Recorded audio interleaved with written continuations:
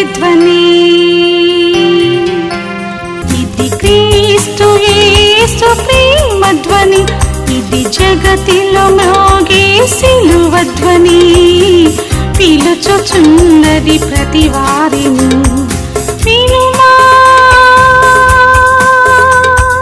విశ్వసించుమా.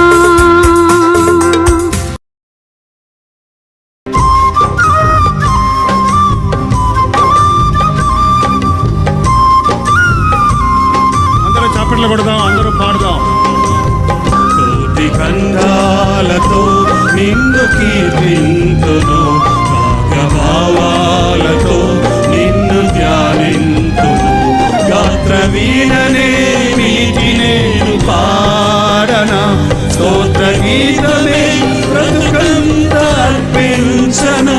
గాత్ర వీణనే వీటి నేను పాడనా, స్తోత్ర గీతమే బ్రతుకంతా అర్పించనా. కోటి కండాలతో నిన్ను కీర్తింతును, భావాలతో నిన్ను ధ్యానింతును. కోటి కంఠాలతో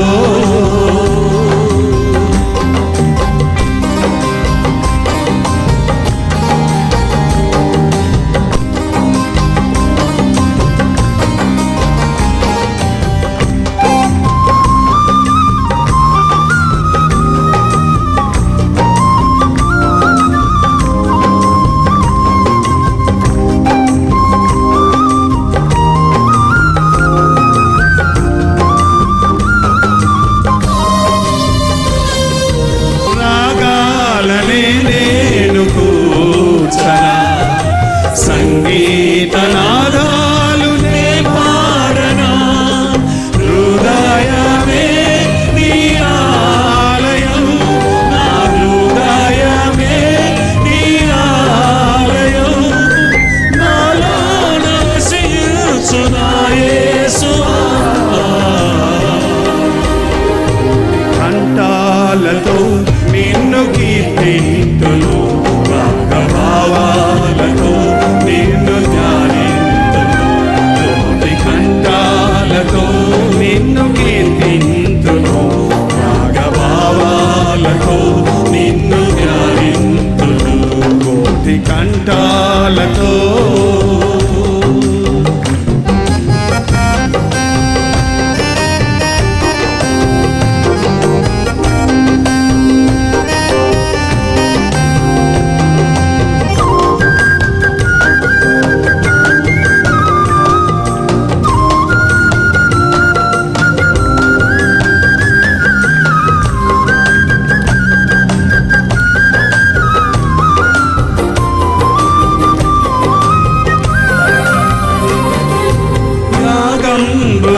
నేను వేడనా, సన్నుతి గీతంబునే పాడనా.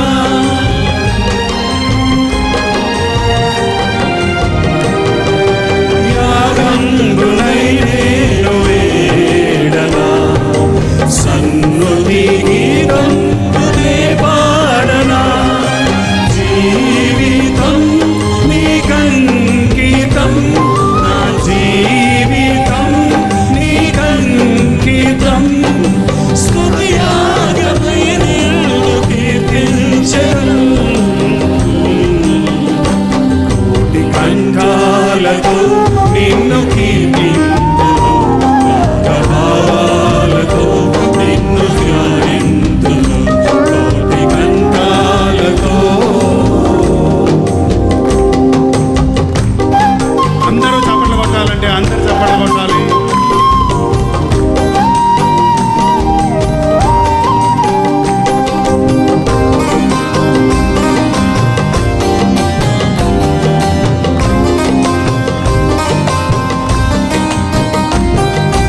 సువార్తనే నేను చాటనా, నీ సాక్షిగానే జీవించనా.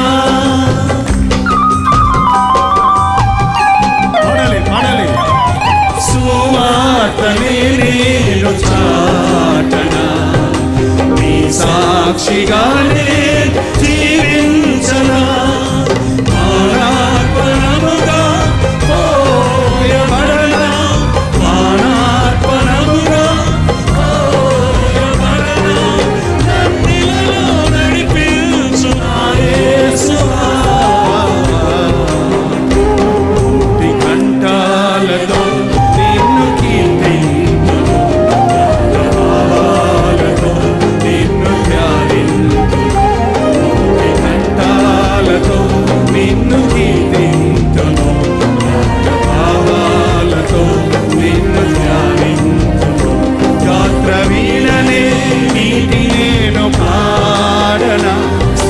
గీతమే బ్రతుకంతా అర్పించనా, గాత్ర వీణనే మీటి నేను పాడనా, స్తోత్ర గీతమే బ్రతుకంతా అర్పించనా, కోటి కంఠాలతో నిన్ను కీర్తింతును, భావాలతో నిన్ను ధ్యానింతును, కోటి కంఠాలతో.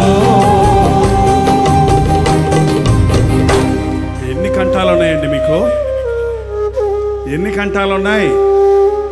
ఒక కంఠాన్ని కోటి కంఠాలుగా పాడాలంట. మరి అసలు లోపల నుంచి స్వరమే రావడంలో కొంతమందికి బాగా నోరు తెరిచి స్వరమెత్తి కంఠధ్వని పరలోకములో వినబడినట్లు పాడొచ్చు కదా.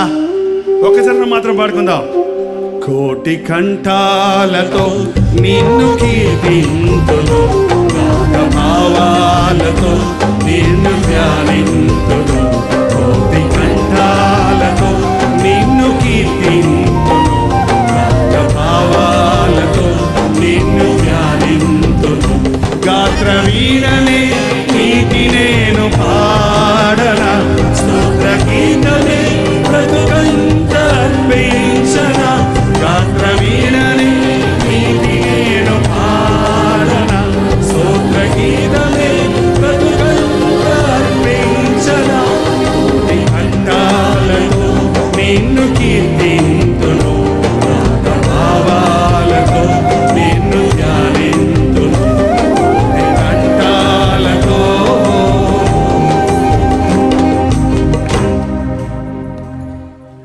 దేవుని కోసం ఏదన్నా చేస్తేనండి పూర్ణ హృదయంతో చెయ్యాలి, లేకపోతే నోరు మూసుకొని ఉండాలి. సగం సగం మనసుతో దేవునికి ఏదన్నా చేస్తే దేవుడు సంతోషపడలే. కాబట్టి ఇప్పుడు మళ్ళీసారి పాడుతున్నప్పుడు మీరు మీ పక్కోళ్ళు పాడుతున్నారో లేదో వాళ్ళ ముఖంలోనికి చూస్తూ పాడండి. అప్పుడు వాళ్ళు పాడేది చూసి మీకు, మీరు పాడేది చూసి వాళ్ళకి ప్రోత్సాహం వస్తుంది. సరేనండి? ఇటు చూడకూడదు, మీరు పక్క వాళ్ళని చూడాలి. పాడకపోతే ఒక పొడు పొడవండి.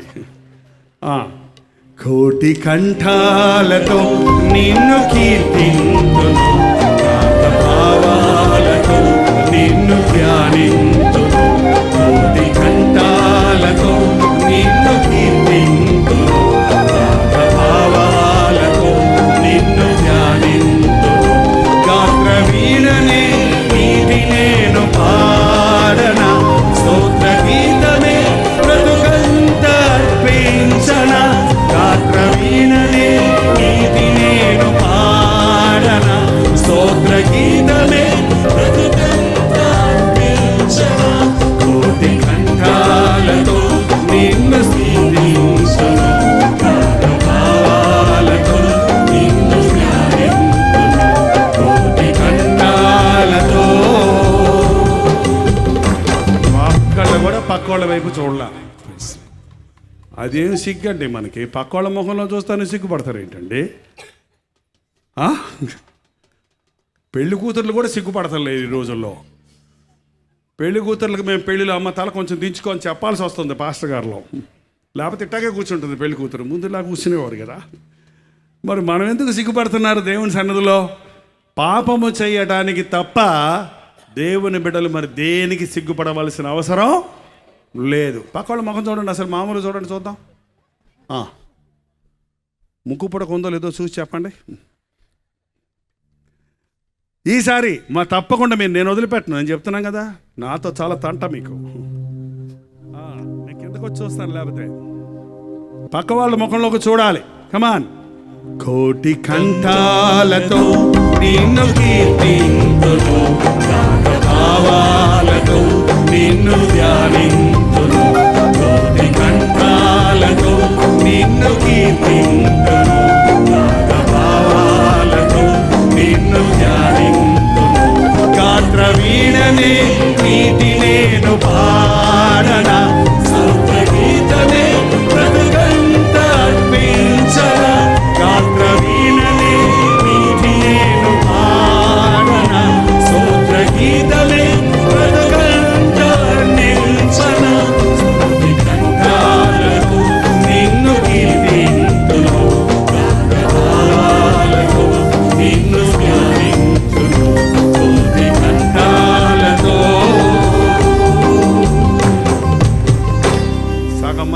విన్నారు. ఈ రాత్రంతా మీ మనసులో ఈ పాట పాడుకుందరు గాక. మీ ఇంట్లో మీ కుటుంబ ప్రార్థనల్లో ఒకరి ముఖాలు ఒకరు చూసుకొని పాడుకుందరు గాక. మరల ప్రభువును స్తుతించుదురు గాక. పక్క వాళ్ళ చేతుల్లో చప్పట్లు కొడుతూ, మీ చేతులు మీరు కాదు, పక్క వాళ్ళ చేతులతో చప్పట్లు కొడుతూ చివరిసారిగా పాడదాం. ఎస్. కోటి కంఠాలతో నిన్ను కీర్తింతును, భావాలతో నిన్ను ధ్యానింతును, కోటి కంఠాలతో నిన్ను కీర్తింతును, భావాలతో నిన్ను ధ్యానింతును. గాత్ర వీణనే నీతి నేను పాడన, స్తోత్ర గీతమే బ్రతుకంత అర్పించన. గాత్ర వీణనే నీతి నేను పాడన, స్తోత్ర గీతమే బ్రతుకంత అర్పించన. కోటి కంఠాలతో నిన్ను కీర్తింతును, భావాలతో నిన్ను ధ్యానింతును, కోటి కంఠాలతో.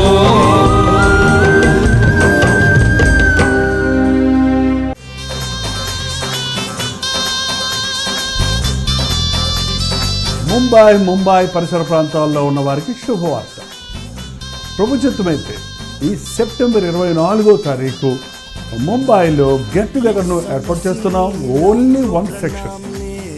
సాయంత్రం 5 గంటల నుంచి 10 గంటల వరకు జరిగే ఈ ఒకే ఒక మీటింగ్ మిమ్మల్ని ముఖాముఖిగా చూడాలని, మీకోసం వ్యక్తిగతంగా ప్రార్థించాలని ప్రభు ఇచ్చిన సందేశాలతో మీ దగ్గరకు వస్తున్నాం. రాగలిగిన వాళ్ళందరూ రండి. ఈ ఒక్క మీటింగ్ అయినప్పటికీ దేవుడు తన అద్భుత కార్యాలు చేస్తాడు, ఆశ్చర్య కార్యాలు చేస్తారన్న విశ్వాసంతో రండి. మన బంధకాలు చక్కగొట్టబడతాయి. మనకు కావలసిన విడుదల, జయము ఇవ్వడానికి, పరిశుద్ధాత్మని కార్యములు జరగడానికి ఎంతో విశ్వాసంతో ఎదురు చూస్తూ చెన్నై నుంచి మేము ముంబై వస్తున్నాం. ముంబైలో పలు ప్రాంతాల్లో ఉన్న మీరు కూడా రండి. ఈ పరిచయలో, ఈ మీటింగ్లో పాల్గొని దైవాశీస్సులు పొందాలి. చిరునామా గమనించండి. మీకు అందరికీ తెలిసిన morning star school, cyan, Dharavi, Mumbai. ఇంకా ఈ విషయమై మీకు వివరాలు కావాలంటే ఈ కింద ఇవ్వబడినటువంటి నెంబర్లో మీరు కాల్ చేయొచ్చు, లేక వాట్సాప్ పెట్టవచ్చు. ఇంకా ఆధ్యాత్మికంగా మిమ్మల్ని బలపరచడానికి, మీ ప్రార్థనా అవసరతలు, భారాలను ప్రభు సన్నిధిలో ఉంచి మీ కొరకు విశ్వాసంతో విజ్ఞాపన చేయడానికి మేము ఆశ కలిగి ఉన్నాం. కాబట్టి రండి. దేవుడు తన అద్భుత ఆశ్చర్య కార్యాలు ఈ మీటింగ్లో జరిగిస్తాడని ఎదురు చూస్తూ రండి. దేవుని సన్నిధిని అనుభవిద్దాం, ఆయన్ని ఆరాధిద్దాం. మీ స్నేహితుల్ని, బంధువులను కూడా ఆహ్వానించాం. గుర్తుపెట్టుకోండి, సెప్టెంబర్ 24వ తారీఖు సాయంత్రం 5 గంటలకి morning star school, cyan, Dharavi, ముంబైలో 1 మీటింగ్ జరుగుతుంది. మిమ్మల్ని ముఖాముఖిగా చూడాలని, వ్యక్తిగతంగా ప్రార్థించాలని ఆశిస్తున్నాను. రండి, దీవించబడండి.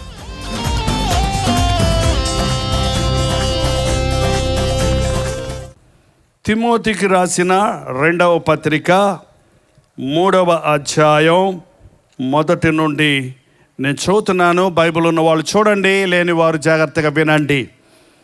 అంత్య దినములలో అపాయకరమైన కాలములు వచ్చునని తెలిసికొనుము. అంత్య దినములలో అపాయకరమైన కాలములు వచ్చునని తెలిసికొనుము. ప్రతి దానికి ఒక అంతం ఉంది. పుట్టిన ప్రతి బిడ్డ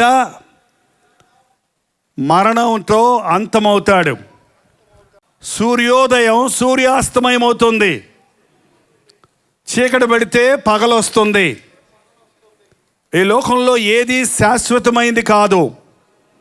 ప్రతిదానికి కొద్ది సమయం మాత్రమే ఇవ్వబడింది. నరుని ఆయుష్ 70 సంవత్సరాలు, అధిక బలం ఉంటే 80 సంవత్సరాలు. అవి త్వరగా గతించిపోవును, మనం ఎగిరిపోవుదుము. మనం కొత్త బట్ట కట్టుకుంటే అది పాతదైపోతుంది. కొత్త ఇల్లు కట్టుకుంటే అది పాత ఇల్లు అయిపోతుంది. ఒక కొత్త వస్తువు కొనుక్కుంటే అది పాడైపోయి, ఇరిగిపోయి మళ్ళీ విసిరేయాల్సి వస్తుంది. అలాగే ఆదిలో దేవుడు చేసిన ఈ సృష్టి ఆకాశము, భూమి, సూర్య, చంద్ర, నక్షత్రములు, సకల జలచరాలు, సకల పక్షులు, సకల జంతువులు, భూమిలో ఈరోజు చూసే సర్వ సృష్టిని నోటి మాటతో చేశాడు దేవుడు. నరుని నేలమట్టితో చేసి వాని నాసికారంధ్రాల్లో ఊదినప్పుడు నరుడు జీవాత్మ కలిగిన వాడయ్యాడు. మనం దేవుని ఆకారంలో, దేవుని స్వరూపంలో చేయబడ్డాం. మన కొరకే ఈ భూమిని, ఆకాశాన్ని, సర్వాన్ని ఆయన సృష్టించాడు.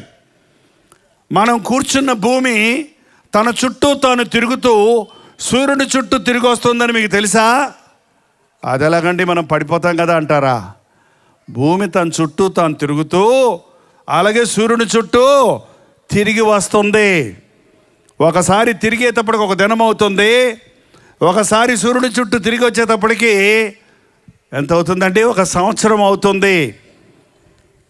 దేవుడు ఎంత అద్భుతంగా భూమిని శూన్యంలో వేలాడదీశాడంటే, మరి అనేక గ్రహాలున్నాయి, నవగ్రహాలున్నాయని మనం వింటుంటాం. వాటన్నిటినీ భూమి వేలాడటానికి ఆస్కారంగా అవన్నీ వాటి పరిధిలో తిరుగుతూ ఒక ఆకర్షణ శక్తి ద్వారా భూమిని చక్కగా నడిపిస్తున్నాడు దేవుడు. ఎంత అద్భుతంగా శీతాకాలము, వసంతకాలము, వర్షాకాలము, కాలాలు మారుతున్నాయి. 1వ తారీఖు, జూన్ 1వ తారీఖు కల్లా మనకి వర్షాలు పడటానికి, ఈ భయంకరమైన వేడిమి నుండి విడుదల పొందడానికి దేవుడు ఎంతగా ఋతువులను సిద్ధపరిచాడు. ఆయన అనంతమైన జ్ఞాని. ఆయన ఇవన్నీ చేసింది ఎవరి కోసం తెలుసా? నీ కోసం, నా కోసమే. నువ్వు నేను బ్రతకాలంటే గాలి, నీరు, సూర్యరశ్మి అవసరం. భూమికి దగ్గరగా ఉన్న సూర్యుడు ఇంకొక 5% దగ్గరకు వచ్చాడంటే మనం మాడి మసైపోతామట. ఒక 5% దూరంగా పోయాడంటే మనం ఐసు ముద్దల్లాగా బెసకపోతామంట. ఎంత అద్భుతంగా దేవుడు సూర్యచంద్ర నక్షత్రాలను చేసి, మానవునికి అవసరమైనవన్నీ చేసి, మనల్ని ఆనందించండి, నాతో సహవాసం చేయండి అని దేవుడు కోరితే, మానవుడు ఆజ్ఞాతిక్రమం అనే పాపం చేశాడు. దేవుడిచ్చే మహిమను పోగొట్టుకున్నాడు. అయినప్పటికీ దేవుడు ప్రేమించి, దేవుడు తానే రక్తమాంసాల్లో పాలిభాగస్తుడై యేసుక్రీస్తుగా ఈ లోకంలోనికి వచ్చి మన పాపాలకు పరిహారం చేసి సిలువలో తన ప్రాణాన్ని ఇచ్చి, మరణము యొక్క బలము గలవాడిని అనగా అపవాదిని మరణము ద్వారా జయించి, యేసుక్రీస్తు నామములో పాపక్షమాపణ ఉంది. ఆయన రక్తములో ప్రతి పాపము కడగబడుతుంది. ఈ రక్షణ ఉచితం. నా యొద్దకు రండి, నేను మీకు విశ్రాంతి ఇస్తాను, మీకు నూతనమైన హృదయం ఇస్తాను, నూతనమైన స్వభావం ఇస్తాను, మీ శ్రమలు తీరుస్తాను, మీ రోగాలు స్వస్థపరుస్తాను, మీ సంకటాలు కుదురుస్తాను. నన్ను నమ్మండి, నేనే మార్గమును, జీవమును, సత్యమును, నా ద్వారా తప్ప ఎవరు తండ్రి యొద్దకు పరలోకమునకు వెళ్ళలేరు అని ప్రభువు చెప్పి 2000 సంవత్సరాల నుండి మాలాంటి వారి ద్వారా చెప్పిస్తూ ఉన్న ఇంకా మనుషుడు పెడచెవిని పెడుతున్నాడు. చచ్చిన తర్వాత ఏముంటే ఎవడు చూసి వచ్చాడంటున్నారు. దేవుడు లేడు, దెయ్యం లేదు అనేవాళ్ళు ఉన్నారు. మనుషుడు దేవుని ఆజ్ఞలను మీరి తన ఇష్టానుసారంగా ప్రవర్తిస్తున్నాడు. ఒక సమయం వచ్చేటప్పటికి భూలోకం చెడిపోయింది, బలాత్కారంతో నిండిపోయింది. దేవుడు చూసి బాధపడి ఆనాటి ఆ జనులను వరద ద్వారా, వర్షము ద్వారా, ప్రచండమైన వర్షము ద్వారా ఆనాటి జనాన్ని నీట ముంచేశాడు. నీతిమంతుడిగా కనబడ్డ నోవహు, అతని కుటుంబం మాత్రమే కాపాడబడ్డారు. ప్రతి జంతువు, ప్రతి వృక్షము, ప్రతి సృష్టిలో దేవుడు చేసింది ఒక్కొక్క జతలుగా ఓడలో ఉన్నాయి. వారు తప్ప మిగిలినంత నాశనం చేయబడింది.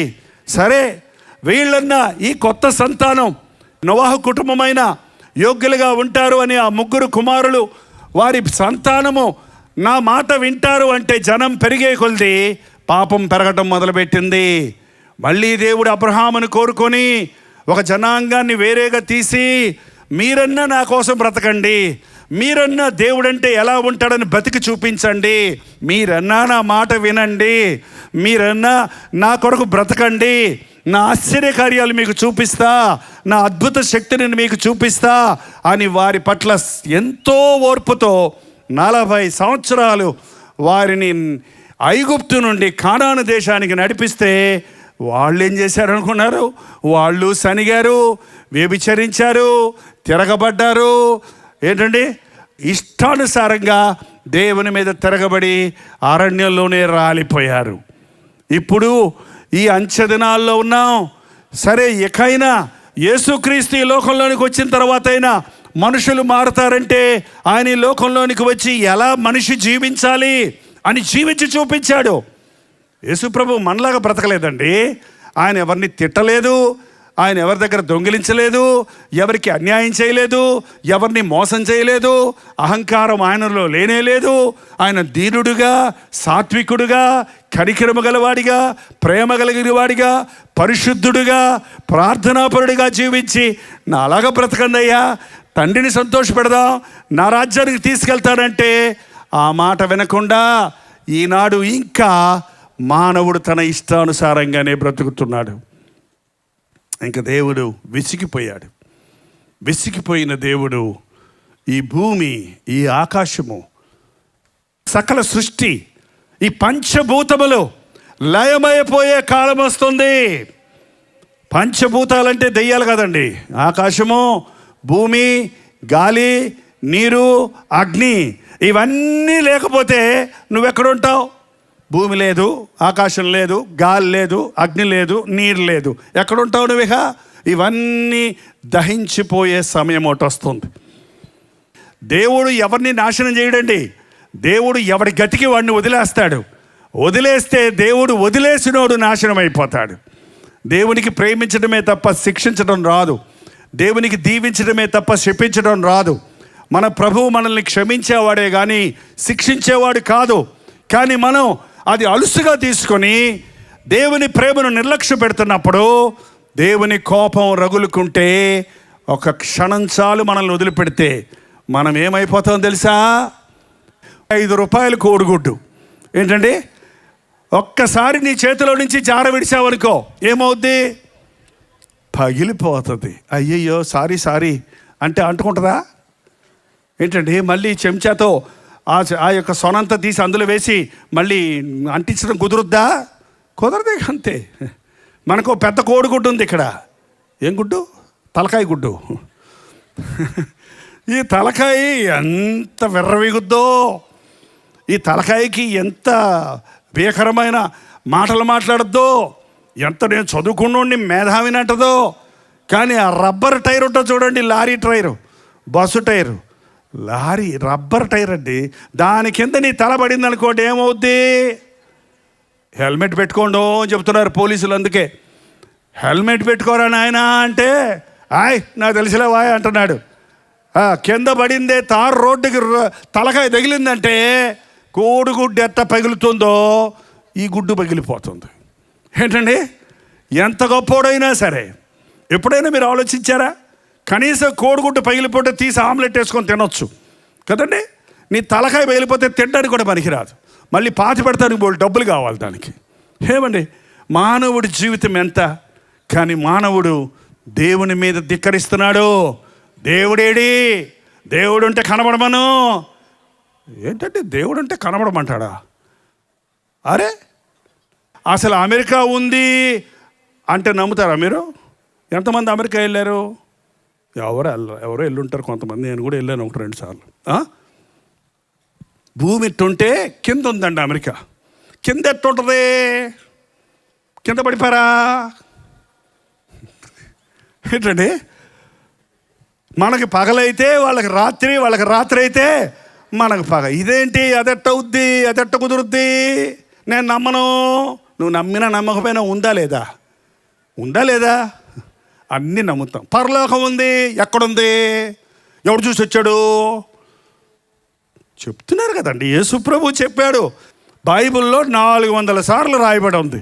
యేసు ప్రభు అనేక సార్లు పరలోకాన్ని గురించి, నరకాన్ని గురించి చెప్పాడు. నమ్మొద్దా? నమ్మొద్దా? అక్కడ గుయ్యి ఉంది పోకరా, ఎవడు చెప్పాడు? పోయి చూస్తా, పడి చూస్తా. పడు ఏంటండి, పడి చూస్తాడంట. పడ్డాక నువ్వు చూసేదేముంది? పళ్ళు రాలిపోతాయి అంతే, పైకి లేవలేక. నేను నరకంలో పోయాక చూస్తా, నరకంలో పోయి మారు మనసు పొందుతా, పరలోకం ఉంటే అప్పుడు యేసయ్యా నన్ను క్షమించమంట. ఇక్కడుండగానే, బ్రతికుండగానే నీ జీవితంలో నువ్వు నమ్మాలి. విశ్వాసం లేకుండా దేవునికి ఇష్టడయ్యుండుట అసాధ్యము. దేవుని యొద్దకు వచ్చేవాడు దేవుడు ఉన్నాడు అని నమ్మాలి.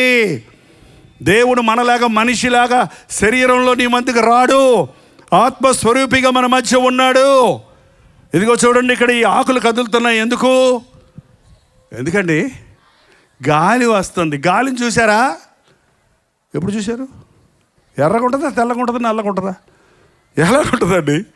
గాలిని మనం కంటితో చూడలేం, కానీ గాలి స్పందన మనం అనుభవిస్తున్నాం. ఒంటికి తగలగానే చల్లగా అవుతుంది, చెట్లు కదులుతున్నాయి, మంచి మంచి వాతావరణం మారుతుంది. అలాగే పరలోకం అనేది అనుభవించిన వాళ్ళకే తెలుస్తుంది. అలాగే యేసు ప్రభువు నాతో ఉన్నాడు అన్నది, యెహోవా ఉత్తముడని రుచి చూచి తెలుసుకొనుడి. ఎంతమంది నిజంగా యేసు ప్రభువుని వ్యక్తిగతంగా మీరు ఎరుగుతారండి? దేవునితో సహవాసం చేసేవారికి ఎంతమంది ఉన్నారు? ఈ రోజున యేసు ప్రభు వస్తే మేము వెళ్తాము అని చెయ్యెత్తారు ఇందాక. నిజమేనా? అలవాటైపోయింది మనకి. అంచె దినాలున్నాయి, ప్రభు అతి త్వరలో రాబోతున్నాడు. ప్రపంచంలో గుర్తులన్నీ తేలుతున్నాయి. ఆకాశంలో ఎగిరే పక్షులు చచ్చి పడిపోతున్నాయంట. ఏమైందో ఎవరికి తెలియటం లేదు. ఏంటి ప్రకృతి వైపరీత్యాలు? మంచు కొండలన్నీ కూడా ఆరెంజ్ కలర్లో మారిపోతున్నాయంట. తెల్లటి మంచు ఆరెంజ్గా మారిపోతుంది. ఎందుకు ఇలా అవుతుంది? వాతావరణం కలుషితమైపోయింది. మంచి గాలి లేదు, మంచి నీరు లేదు. దేవుడు సూర్యరశ్మి మన మీద పడి మనకి సన్బర్న్స్ రాకుండా, గాయాలు కాకుండా ఓజోన్ అనే ఒక పొర పెట్టాడు. ఆ పొర నీళ్ళు ర్యాకెట్లు పంపించి చిల్లులు పెట్టారంటే ఇప్పుడు సొర్ర అని పంపిస్తున్నామని. ఆ చిల్లులు పెట్టిన వలన సూర్యకిరణాలు అందులో ఆ చిల్లుల్లో నుంచి మానవుడి మీద పడి రకరకాల చర్మ రోగాలు వచ్చాయి. మెడ్రాస్ లాంటి సిటీస్లో చెబుతారు, బయటికి వెళ్తే సన్ స్క్రీన్ రాసుకోండి అన్నాడు ఒక ఆయన. సన్ స్క్రీన్ అంటే ఏంటి బాబు, నాకు ఎప్పుడు తెలియదే. ఇది మా చిన్నప్పటి నుంచి మేము ఎప్పుడు రాసుకోలేదే. అయ్యో, ఈ రోజుల్లో సన్ స్క్రీన్ రాసుకోకుండా సన్లోకి వెళ్తే మీ మొహం మాడిపోద్ది, మీ మొహం మచ్చలైపోద్ది. ఏంటండి? దేవుడు చేసిన సృష్టిని పాడు చేసుకొని మనుషుడు మాడిపోతున్నాడు, మనుషుడు పాడైపోతున్నాడు, మనుషుడు రోగాలతో పీడించబడుతున్నాడు. దేవుని మాట వినకుండా మందులేసి పెంచిన ఆహారాన్ని తింటే ఏమవుద్దండి? మధుమేహం, బీపీ, ఏంటి బ్లడ్ ప్రెషరు, అందరికీ ఇప్పుడు షుగర్ వ్యాధి అంటారు. ఏంటండి? ఎందుకు? తినే ఆహారంలో శక్తి లేదు. భూమిలో మందేసి పెంచిన మందులేసి పెంచిన చికెన్ లేకపోతే గొంతు దిగదు కొంతమందికి. ఏంటండి? అయ్యేందో ఇంజక్షన్లు వేసి దాన్ని పెంచుతారంట. ఇది ఇంతలా ఊరాలి, 30 కేజీలు అయితే వాడికి డబ్బులు వస్తాయని దానికి వేస్తే ఆ కెమికల్స్తో ఉన్న చికెన్ తింటే క్యాన్సర్లు వస్తున్నాయి, రకరకాల రోగాలు వస్తున్నాయి, కిడ్నీలు పాడైపోతున్నాయి. ప్రతివారు వచ్చి ప్రార్థన చేయండి, కిడ్నీలో స్టోన్స్ ఉన్నాయి. ఎట్టొచ్చాయి ఆ కిడ్నీలో స్టోన్స్? ఎప్పుడన్నా తిన్నావా నువ్వు? 1/2 కేజీ కొనుక్కొని స్టోన్స్? నువ్వు తిన్నది కెమికల్స్, స్టోన్లా తయారవుతుంది, రాయిలా తయారవుతుంది. ఈ రోజున మానవుడు సృష్టిని పాడు చేస్తున్నాడు, తన్ను తాను పాడు చేసుకుంటున్నాడు, తను సృష్టించిన సృష్టికర్తను మర్చిపోయాడు. ఈ అంచె దినాలలో అపాయకరమైన కాలములలో మనమున్నాం. ఒక పక్క ప్రకృతి వైపరీత్యాలు, మరో పక్క విపరీతమైన బుద్ధులు మానవుడికి. ఒకసారి మనం ఈ వచనంలో ముందుకు సాగితే, అంచెదనములు అపాయకరములు వచ్చునని, అపాయకరమైన సమయములు వచ్చునని తెలుసుకొనుము. ఏలయనగా మనుషులు స్వార్థప్రియులు. ఎలా మారిపోతాడంట మనుషుడు? స్వార్థం, నాకే కావాలి, నాది, నా ఇష్టం, నా ఏంటండి? 4 చీరలు తీసుకొచ్చి అక్కడ పెడితే నలుగురు ఒకే చీర పెట్టుకొని నాకు ఇదే కావాలి, నాకు ఇదే కావాలి, నాకు ఇదే కావాలి. కొట్టుకుంటారా లేదండి? అన్నదమ్ములు ఆస్తుల కోసం నాకు ఈ పక్క కావాలి, నాకు ఈ పక్క వద్దు, నాకు ఈ పక్కే కావాలని పొడుచుకొని చచ్చిపోతున్నారు. స్వార్థం. అన్నదమ్ముల మధ్య స్వార్థం, అక్క చెల్లెల మధ్య స్వార్థం, భార్యాభర్తల మధ్య స్వార్థం. ఇంతకుముందు ఇనుప బీరువాలకండి 2 తలుపులు ఉండేవి, 1 తాళం ఉండేది, తెలుసా మీకు? ఇప్పుడు వచ్చే బీరువాలకి 2 తలుపులు ఉంటాయి, 2 తాళాలు ఉంటాయి. ఎందుకని అడిగాను నేను. భార్య ఒక పక్క పెట్టుకొని తాళం వేసుకుంటుందంట, భర్త ఒక పక్క పెట్టుకొని తాళం వేసుకుంటాడంట. ఈయన సంపాదన అంతా ఏందంట, ఈయన సంపాదన అంతా. అయ్యో, పెళ్ళైనప్పుడు ఏం చెప్తారండి పాస్టర్ గారు? మీరు ఇరువురు కాక ఏక శరీరమై ఉందురు, కలిమిలో లేమిలో సంతోషములో దుఃఖములో నిన్ను విడువక నిన్ను ఎడబాయక అన్నోడు. నా డబ్బులు నాయే, నీ డబ్బులు నీయే. భార్యాభర్తల మధ్య కూడా స్వార్థం. ఒకళ్ళ తాళం చేతులు ఒకళ్ళు ముట్టుకోరు, ఎవరి సెల్ ఫోన్ వాళ్ళకి. ఏం కావాలంటే భార్య సెల్ ఫోన్ భర్త ముట్టుకుంటే గొడవ. భర్త సెల్ ఫోన్ ఓపెన్ చేసుకుందనుకో భార్య, ఈడాకులు ఇచ్చేస్తాడు. నీకు ఏమనుకుంటున్నావు, నా సెల్ పట్టుకున్నావంటే, అరే సెల్ పట్టుకుంటే ఈడాకులు ఇచ్చేస్తాడంట. నిన్ను వదిలిపెట్టేస్తాడు, నువ్వు వద్దు, నాకు సెల్లే నా మొదటి పెళ్ళాం, నువ్వు రెండో పెళ్ళానివి. ఏంటండి నీ సెల్లా నీకు మొదటి వ్యక్తి? నీ జీవితంలో నీ భాగస్వామి కదా, నీ భార్య కదా. స్వార్థంతో నిండిపోయారు. ఎక్కడ చూసినా స్వార్థమే. ఇవాళ డబ్బు దగ్గర స్వార్థం, తిండి దగ్గర స్వార్థం, ఆస్తుల దగ్గర స్వార్థం, అహంకారం దగ్గర స్వార్థం. నేనే ఎక్కువ ఉండాలి అందరికంటే, నన్నే పొగడాలి, అందరూ కూడా నన్నే మెచ్చుకోవాలి, ఇంకెవరన్నా మెచ్చుకుంటే నేను ఒప్పుకోను. అలాంటి బుద్ధులు ఈ రోజున మనం చూస్తున్నాం. జాగ్రత్త, అలాంటి బుద్ధి మీలో వచ్చుంటే మీరు దేవుని సంబంధులు కాదు. స్వార్థం ఎక్కువైపోయింది. ఈ రోజున చాలామందికి సెల్ ఫోన్లు ఉన్నాయి కదండి. ప్రతి వాళ్ళు వచ్చేది నాకు ఎయిర్పోర్ట్కి వెళ్ళినప్పుడు, ట్రైన్లో, రైల్వే స్టేషన్లో, బస్ స్టాండ్లో ఎక్కడన్నా కనపడ్డాను అనుకోండి, నన్ను గుర్తుపెడతారు.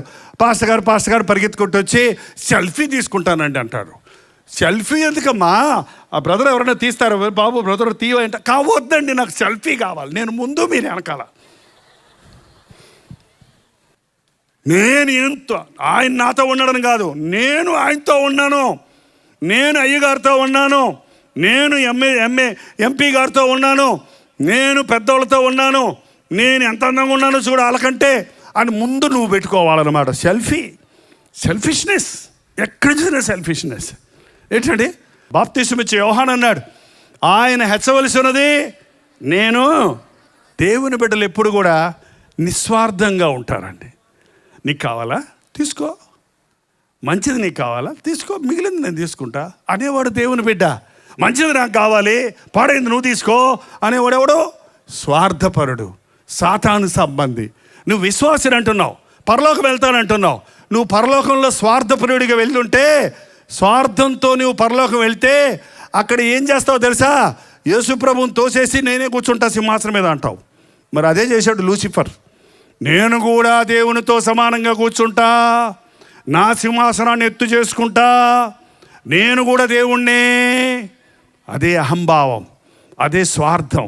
ఈ రోజున మానవుడు స్వార్థంతో ఒకరికొకరు హాని చేసుకుంటున్నారు, ఒకరినొకరు దోచుకుంటున్నారు. ఈ రోజున దేవుని బిడ్డవైతే నీలో ఉండవలసింది స్వార్థం కాదు. ఏంటది? నిస్వార్థం. ముందు ఇతరులను గురించి ఆలోచించాలి. మీరే కూర్చోండి, నేను నిలబడతా. నేను కూర్చోవాలి, నువ్వులే పర్వాలేదు, మీరు కూర్చోండి, నేను నిలబడతా. ఏంటి, ఎంతమంది అలా చెబుతున్నారు? ఎంతమంది అలాంటి మనస్తత్వం కలిగి ఉన్నారు? యేసుక్రీస్తుని కలిగిన వారు తను తాను తగ్గించుకుంటాడు. తను తాను తగ్గించుకునేవాడు హెచ్చించబడతాడు. ఈ రోజున స్వార్థప్రియులుగా మారిపోతున్నారు. రెండోది ధనాపేక్షలు. ఏంటంటే వీళ్ళకంటే ఇష్టం ఏంటండి? డబ్బులు. డబ్బు డబ్బు డబ్బు డబ్బు డబ్బు. కొంతమందికి ఎప్పుడు చూసినా ఆ నోటి నిండా ఆ మాటలే. ఏం మాటలు? డబ్బులు ఇవా, డబ్బులు ఇవా, ఏమండి డబ్బులు ఇరా, ఏమే డబ్బులు ఇవా, ఎందుకండి సారాయి తాగాలే బా, ఎంత స్వేచ్ఛో భార్య దగ్గరికి వెళ్ళి అడుక్కుంటాడు. నీకు బాబా ఇవి ఒక్కరోజుకి ఇవా ఏంటండి? భార్య నగలు తీసుకెళ్ళి తాకట్టు పెట్టి సారాయి తాగుతాడు వీడు. ఏంటంటే భార్య చీరలు తాకట్టు పెట్టి సారాయి తాగే వాళ్ళు ఉన్నారు మా చెన్నైలో కొంతమంది. ఎంత భయంకరమైన పరిస్థితి.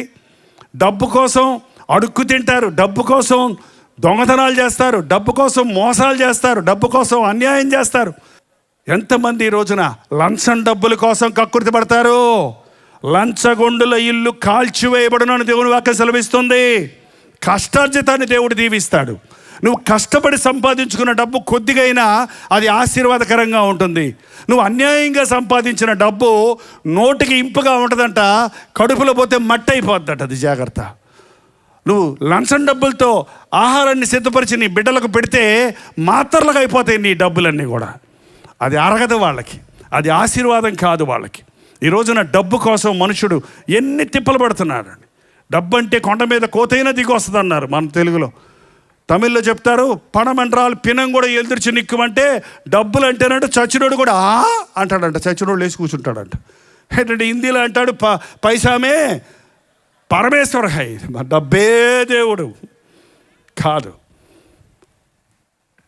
ఉగ్రత దినమున నీ ఆస్తి అక్కరకు రాదు. ఈ రోజున గమనిస్తున్నామండి, ఎవరికన్నా డబ్బులు ఎక్కువ ఉంటే వాళ్ళకి ప్రాణభయంతో బతుకుతున్నారు వాళ్ళు. డబ్బులు ఎక్కువ ఉన్నోడికి భయం, నిద్ర రాదు. మీకే ఒక ₹1,00,00,000 ఇచ్చి పంపించామనుకోండి, ఇక్కడి నుంచి కనీసం పూలపల్లి దాకా వెళ్తారా మీరు? చేత్తో పట్టుకొని వెళ్ళరా. ఈ లోపల చంపేస్తారు మిమ్మల్ని ఎవరో ఒకడు. మిమ్మల్ని చంపేసి ఒకటి తీసుకుంటాడు, వాడిని చంపి ఇంకోటి తీసుకుంటాడు, వాడిని చంపి ఇంకోటి తీసుకుంటాడు. మొత్తం చివరికి చచ్చినోడు, చివరికి అందరు చచ్చినోడు అయిపోయి ఉంటారు.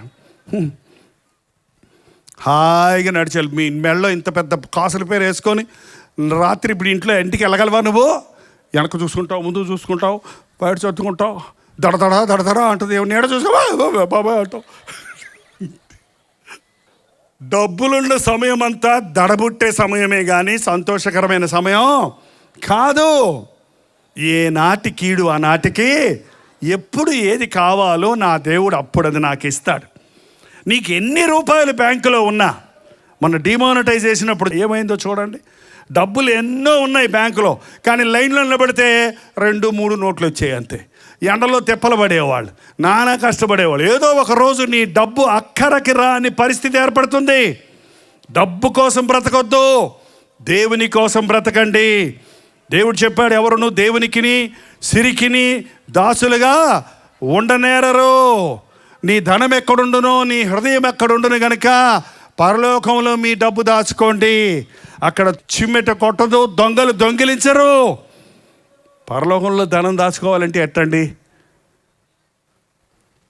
ఓ ధనవంతుడు యేసుప్రభు దగ్గరికి వచ్చాడు. అయ్యా, నిత్యరాజ్యానికి వెళ్ళాలంటే నేనేం చేయాలి? నీకు కలిగిన దాన్ని నమ్మి పేదలకు వచ్చి నీవు వచ్చి నన్ను వెంబడించు అన్నాడు. నువ్వు వచ్చి నన్ను వెంబడించు, నీ కలిగిన దాన్ని పేదలకు ఇచ్చేయి. బేదలను కనికరించేవాడు దేవునికి అప్పించేవాడు. నీ దేవుని రాజ్యానికి నీ డబ్బు వెళ్ళినట్లుగా ఇలాంటి ఇంత ఖర్చు పెట్టి సేవ చేస్తున్నామండి. మీరు ఇచ్చిన డబ్బులన్నీ దాచిపెట్టుకోకుండా, ఇల్లు కట్టుకోకుండా 47 సంవత్సరాల నుంచి సేవ చేస్తున్నాను.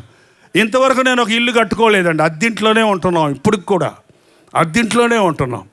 డబ్బులు కూర్చుకొని పెద్ద చర్చ కట్టుకుందామని కూడా అనుకోవటంలా. ఆ చిన్న చర్చ్ దేవుడు ఇచ్చాడు ఎప్పుడో. ఆ చిన్న చర్చిలోనే ఉంటున్నాం. ఇంచుమించు 95 అంటే ఇంచుమించు 10-15 సంవత్సరాలు అయిపోయింది ఆ చర్చి, చిన్న చర్చి. అదే చర్చిలో ఉంటున్నాం. మిగిలిన డబ్బులన్నీ తమిళ్లో, మలయాళంలో, బెంగాలీలో యేసయ్య మాటలు అన్ని అందరికీ అందించాలి. అందరినీ దేవుని రాజ్యం కొరకు సిద్ధపరచాలి. అది దేవుని యొక్క సేవ. అంతే, అది దేవుని కొరకు మన డబ్బును వాడాలి. డబ్బు పాపం కాదండి. డబ్బును మంచి పనోడు, డబ్బును నువ్వు చెప్పినట్టు ఎన్నెన్నో పనులు చేయించుకోవచ్చు డబ్బులతో. కానీ డబ్బును తీసి నెత్తిన పెట్టుకున్నావా, నీ పిలక పట్టుకొని నిన్ను ఆడిస్తాడు. డబ్బుకు బానిసవయ్యావా, నీ బ్రతుకు నాశనం అయిపోతుంది. అంచె దినాల్లో మనుషులు డబ్బు కోసం భార్యను చంపేవాళ్ళు ఉన్నారండి. డబ్బు కోసం అమ్మమ్మను చంపేవాళ్ళు ఉన్నారండి. ముసలమ్మని చంపేశాడంటే మొన్న ఒకడు డబ్బుల కోసం. ఎంత భయంకరమైందండి. బెంగాల్లో ఒక ఆయన వాళ్ళ అమ్మ చచ్చిపోతే ఆ అమ్మను ఫ్రిడ్జ్లో పెట్టుకొని ఏలు ముద్రలు వేయించుకుంటూ ఎన్ని సంవత్సరాలు, 5-6 సంవత్సరాల నుంచి ఆమె వచ్చే రాబడి కోసం ఆమెని అట్టగా సమాధి చేయకుండా పెట్టుకున్నాడంట. ఒకేసారి పట్టుబడి జైల్లోకి పోయాడు. ఇప్పుడు ఎంత కక్కుర్తి. ధనం కోసం ప్రేమలు పోగొట్టుకుంటావా, బాంధవ్యాలు పోగొట్టుకుంటావా, నీతి న్యాయాలు విడిచిపెడతావా? డబ్బు మనకు కావాలి, కానీ డబ్బు మనకు దేవుడు అవ్వకూడదు. ప్రతి ఆశీర్వాదము దేవుని దగ్గర నుంచి వస్తుంది. అంచె దినాల్లో మనుషులకి డబ్బు కావాలి. పెళ్ళి అంటే చాలు, ఎంత ఇస్తారు అంటారు. మా అబ్బాయి ఎంఏ చదివాడు, ఎంత ఇస్తారు? ఏంటి ఏలం పాట వేస్తారు చూడండి, గేదెలను ఆవుల్ని, ఇది 2 షేర్లు పాలిస్తుందండి, ఎంత ఇస్తారు దీనికి అన్నట్టు. మా అబ్బాయి ఎంఏ చదివాడు, ఇంత జీతం వస్తుంది. మీ అమ్మాయికి ఎంత ఇచ్చి పంపిస్తారు? కట్నము, కానుక, డబ్బులు, రొక్కము, భూమి, బంగారం ఎంత వేస్తారు మేము అమ్ముకు తినటానికి? మరి అంతే కదండి, మీరు వేసిన బంగారం 3వ రోజు అయిపోద్ది అక్కడ. పెళ్ళంటే బంగారు డబ్బే, ఏంటంటే చావు అంటే డబ్బే, దేనికైనా డబ్బే ఈ రోజున మానవుడు. దేవుణ్ణి స్తుతించేవాడికి డబ్బుని గురించిన దిగులు ఉండదండి. నా జీవితంలో నేను నేర్చుకున్న, ఒక వ్యక్తి డబ్బు వెంట పరిగెడితే అతని వెంటగా శాపం పరిగెడుతుందండి. ఆ గెహజీ నయమాను రథం వెనకాల పరిగెడుతున్నాడు, ఆ బంగారం కోసం, ఆ వస్త్రాల కోసం. అతని వెనకాల పరిగెడుతుంది, ఏంటో తెలుసా? కుష్ఠరోగం పరిగెత్తుకొచ్చింది. ఏంటండి, ఆకాను డబ్బును ఆశించి దాచిపెట్టుకున్నాడు ఇంట్లో. ఏమైపోయింది? అతని ఇల్లు పెంట కుప్పైపోయింది. తనతో పాటు అందరూ చనిపోయారు, రాళ్లతో కొట్టి చంపబడ్డారు. ఎప్పుడు డబ్బును వెతకండి, దేవుణ్ణి వెతకండి. దేవునిని వెతికే వాడికి దేవుణ్ణి వెతుక్కుంటూ వెళ్తే డబ్బు నిన్ను వెతుక్కుంటూ వస్తుంది. అది నా అనుభవం. నా జీవితంలో నేను చూసింది అదే. దేవుని కొరకు బ్రతుకుతుంటే, దేవుని కొరకు ఏదన్నా చేయాలని ఆశిస్తే, దేవుడు తనకు కావలసిన దాన్ని ఎవరిని ప్రేరేపిస్తాడో, ఆకాశం నుంచి ఏం కురవదు డబ్బులేమి. ఆకాశం నుంచి కురిస్తే అనుకోకండి ఎప్పుడు కూడా. దేవుడు ఇచ్చాడేంటి, మా కంపెనీ ఇచ్చింది, దేవుడు ఇచ్చాడేంటి, మా బ్రదర్ ఇచ్చాడు, దేవుడు ఇచ్చాడేంటి, మా మామ ఇచ్చాడు, దేవుడు ఇచ్చాడేంటి, మా నాయన ఇచ్చాడు అని అనుకుంటున్నారు కొంతమంది. కానీ మరో వ్యక్తి ద్వారా డబ్బు నీ దగ్గరకు వచ్చేటట్టు చేసేది ఎవరంటే సెంట్రల్ గవర్నమెంట్ అక్కడ ఉంది. ఏ గవర్నమెంట్ అది? Heavenly government. యేసు ప్రభు సింహాసనాసీనుడై ఉన్నాడు. తన ప్రజల అక్కర్లు తీర్చగలిగిన వాడిగా ఉన్నాడు. తనకు ప్రజల అక్కర్లు తీర్చడానికి ఎవరినైనా వాడుకుంటాడు. నీవు దేవుని వైపు తిరుగు, నీవు దేవుని యందు విశ్వాసం ఉంచు, నీ అక్కరలన్నీ తీరబడతాయి. ఎంతమంది ఈ రోజున అప్పుల్లో ఉన్నారో చేయి చూపిస్తారా? చూపించకపోతే మీ అప్పులు తీరవు. నాకు కాదు, పరలోకం నుంచి ప్రభు చూస్తున్నాడు. అప్పు ఒక పెద్ద జబ్బండి ఈ రోజుల్లో. అప్పు కూడా ఎడిక్షన్, ఒక దురభ్యాసం లాంటిది. ఈ అప్పుల వాళ్ళకి అప్పు తీర్చామనుకోండి, వాళ్ళ దగ్గర డబ్బులు లేవు కానీ ఉంటే, ఒకవేళ మీకు అందరికీ ఎంతెంతని ఇచ్చేశారనుకోండి, మళ్ళీ వచ్చే సంవత్సరం వచ్చి అప్పుల వాళ్ళు ఎవరో చేయొద్దంటే ఎవరు ఎత్తుతారు? మళ్ళీ మీరే ఎత్తుతారు. అప్పు తీరిపోయింది కదా, మళ్ళీ అప్పు లేకపోతే నిద్ర పడదు కొంతమందికి. అప్పు ఉంటే నిద్ర పట్టదు, కొంతమందికి అప్పు లేకపోతే నిద్ర పట్టదు. లోన్ తీసుకున్నానండి, అప్పు కాదన్నాడు ఆయన. లోన్ ఏంటి, అప్పు ఏంటి? ఎందుకు? నీ స్తోమతకు మించిన ఖర్చు ఎందుకు నీకు? నీవు దేవుని ఎందుకు విశ్వాసం ఉంచావు? ఎందుకు నీవు మోకరించి ప్రార్థించావు? ప్రభువా, నాకు ఈ డబ్బు కావాలి బిడ్డకు ఫీజు కట్టడానికి, నాకు ఈ డబ్బు కట్టాలి బిడ్డ కుమార్తెకు పెళ్లి చేయడానికి, నాకు ఈ సహాయం చేయవా అని నువ్వు ప్రార్థించి చూడు. అంధకార స్థలంలో ఉన్న ధననిధులు నీకు ఇస్తాను. నువ్వు మర్చిపోయిన దాన్ని నీకు జ్ఞాపకం చేస్తాడు. ఏదో విధంగా నీ అక్కర తీర్చడానికి దేవుడు తన అద్భుత కార్యాలు జరిగిస్తాడు. అంచె దినాల్లో మనుషులు ధనాపేక్ష కలిగిన వారు ఉంటారు, బింకములాడువారు. బింకాలాడటం అంటే అబద్ధాలు ఆడి సరదాగా అన్నానంటారు. మళ్ళీ అబద్ధాలు ఆడి ఏమంటారు? సరదాగా అన్నానంటారు. నువ్వు అన్నది అబద్ధాన్ని నటించి, యాక్షన్తో దాన్ని కల్పించి, దాన్ని మరే సాగదీసి, ఏంటంటే నిజంలాగా దానికి మేకప్ చేసి, దానికి చక్కగా రంగులు పూసి, ఒక అబద్ధాన్ని, ఒక బింకాన్ని ఒక యథార్థంగా మాట నప్పించి మనుషుల్ని మోసగిచ్చేస్తున్నారండి. ఎంతమంది మోసపోతున్నారు? ఎంతమంది బింకపు మాటలు నమ్మి, అప్పిచ్చానయ్యా, నమ్మించాడయ్యా, మంచి స్నేహితుడు అన్నాడయ్యా, కష్టంలో ఉన్నానని 2 లక్షలు ఇచ్చానయ్యా, ఎత్తుకొని వెళ్ళిపోయాడయ్యా. ఏంటండి, షూరిటీ సంతకం పెట్టమన్నాడయ్యా, పోనీలే అని సంతకం పెడితే ఏటో పోయాడు. వాడు తీసుకుపోయిన డబ్బు అప్పు నేను కడుతున్నానని చెప్పేవాళ్ళు ఉన్నారు.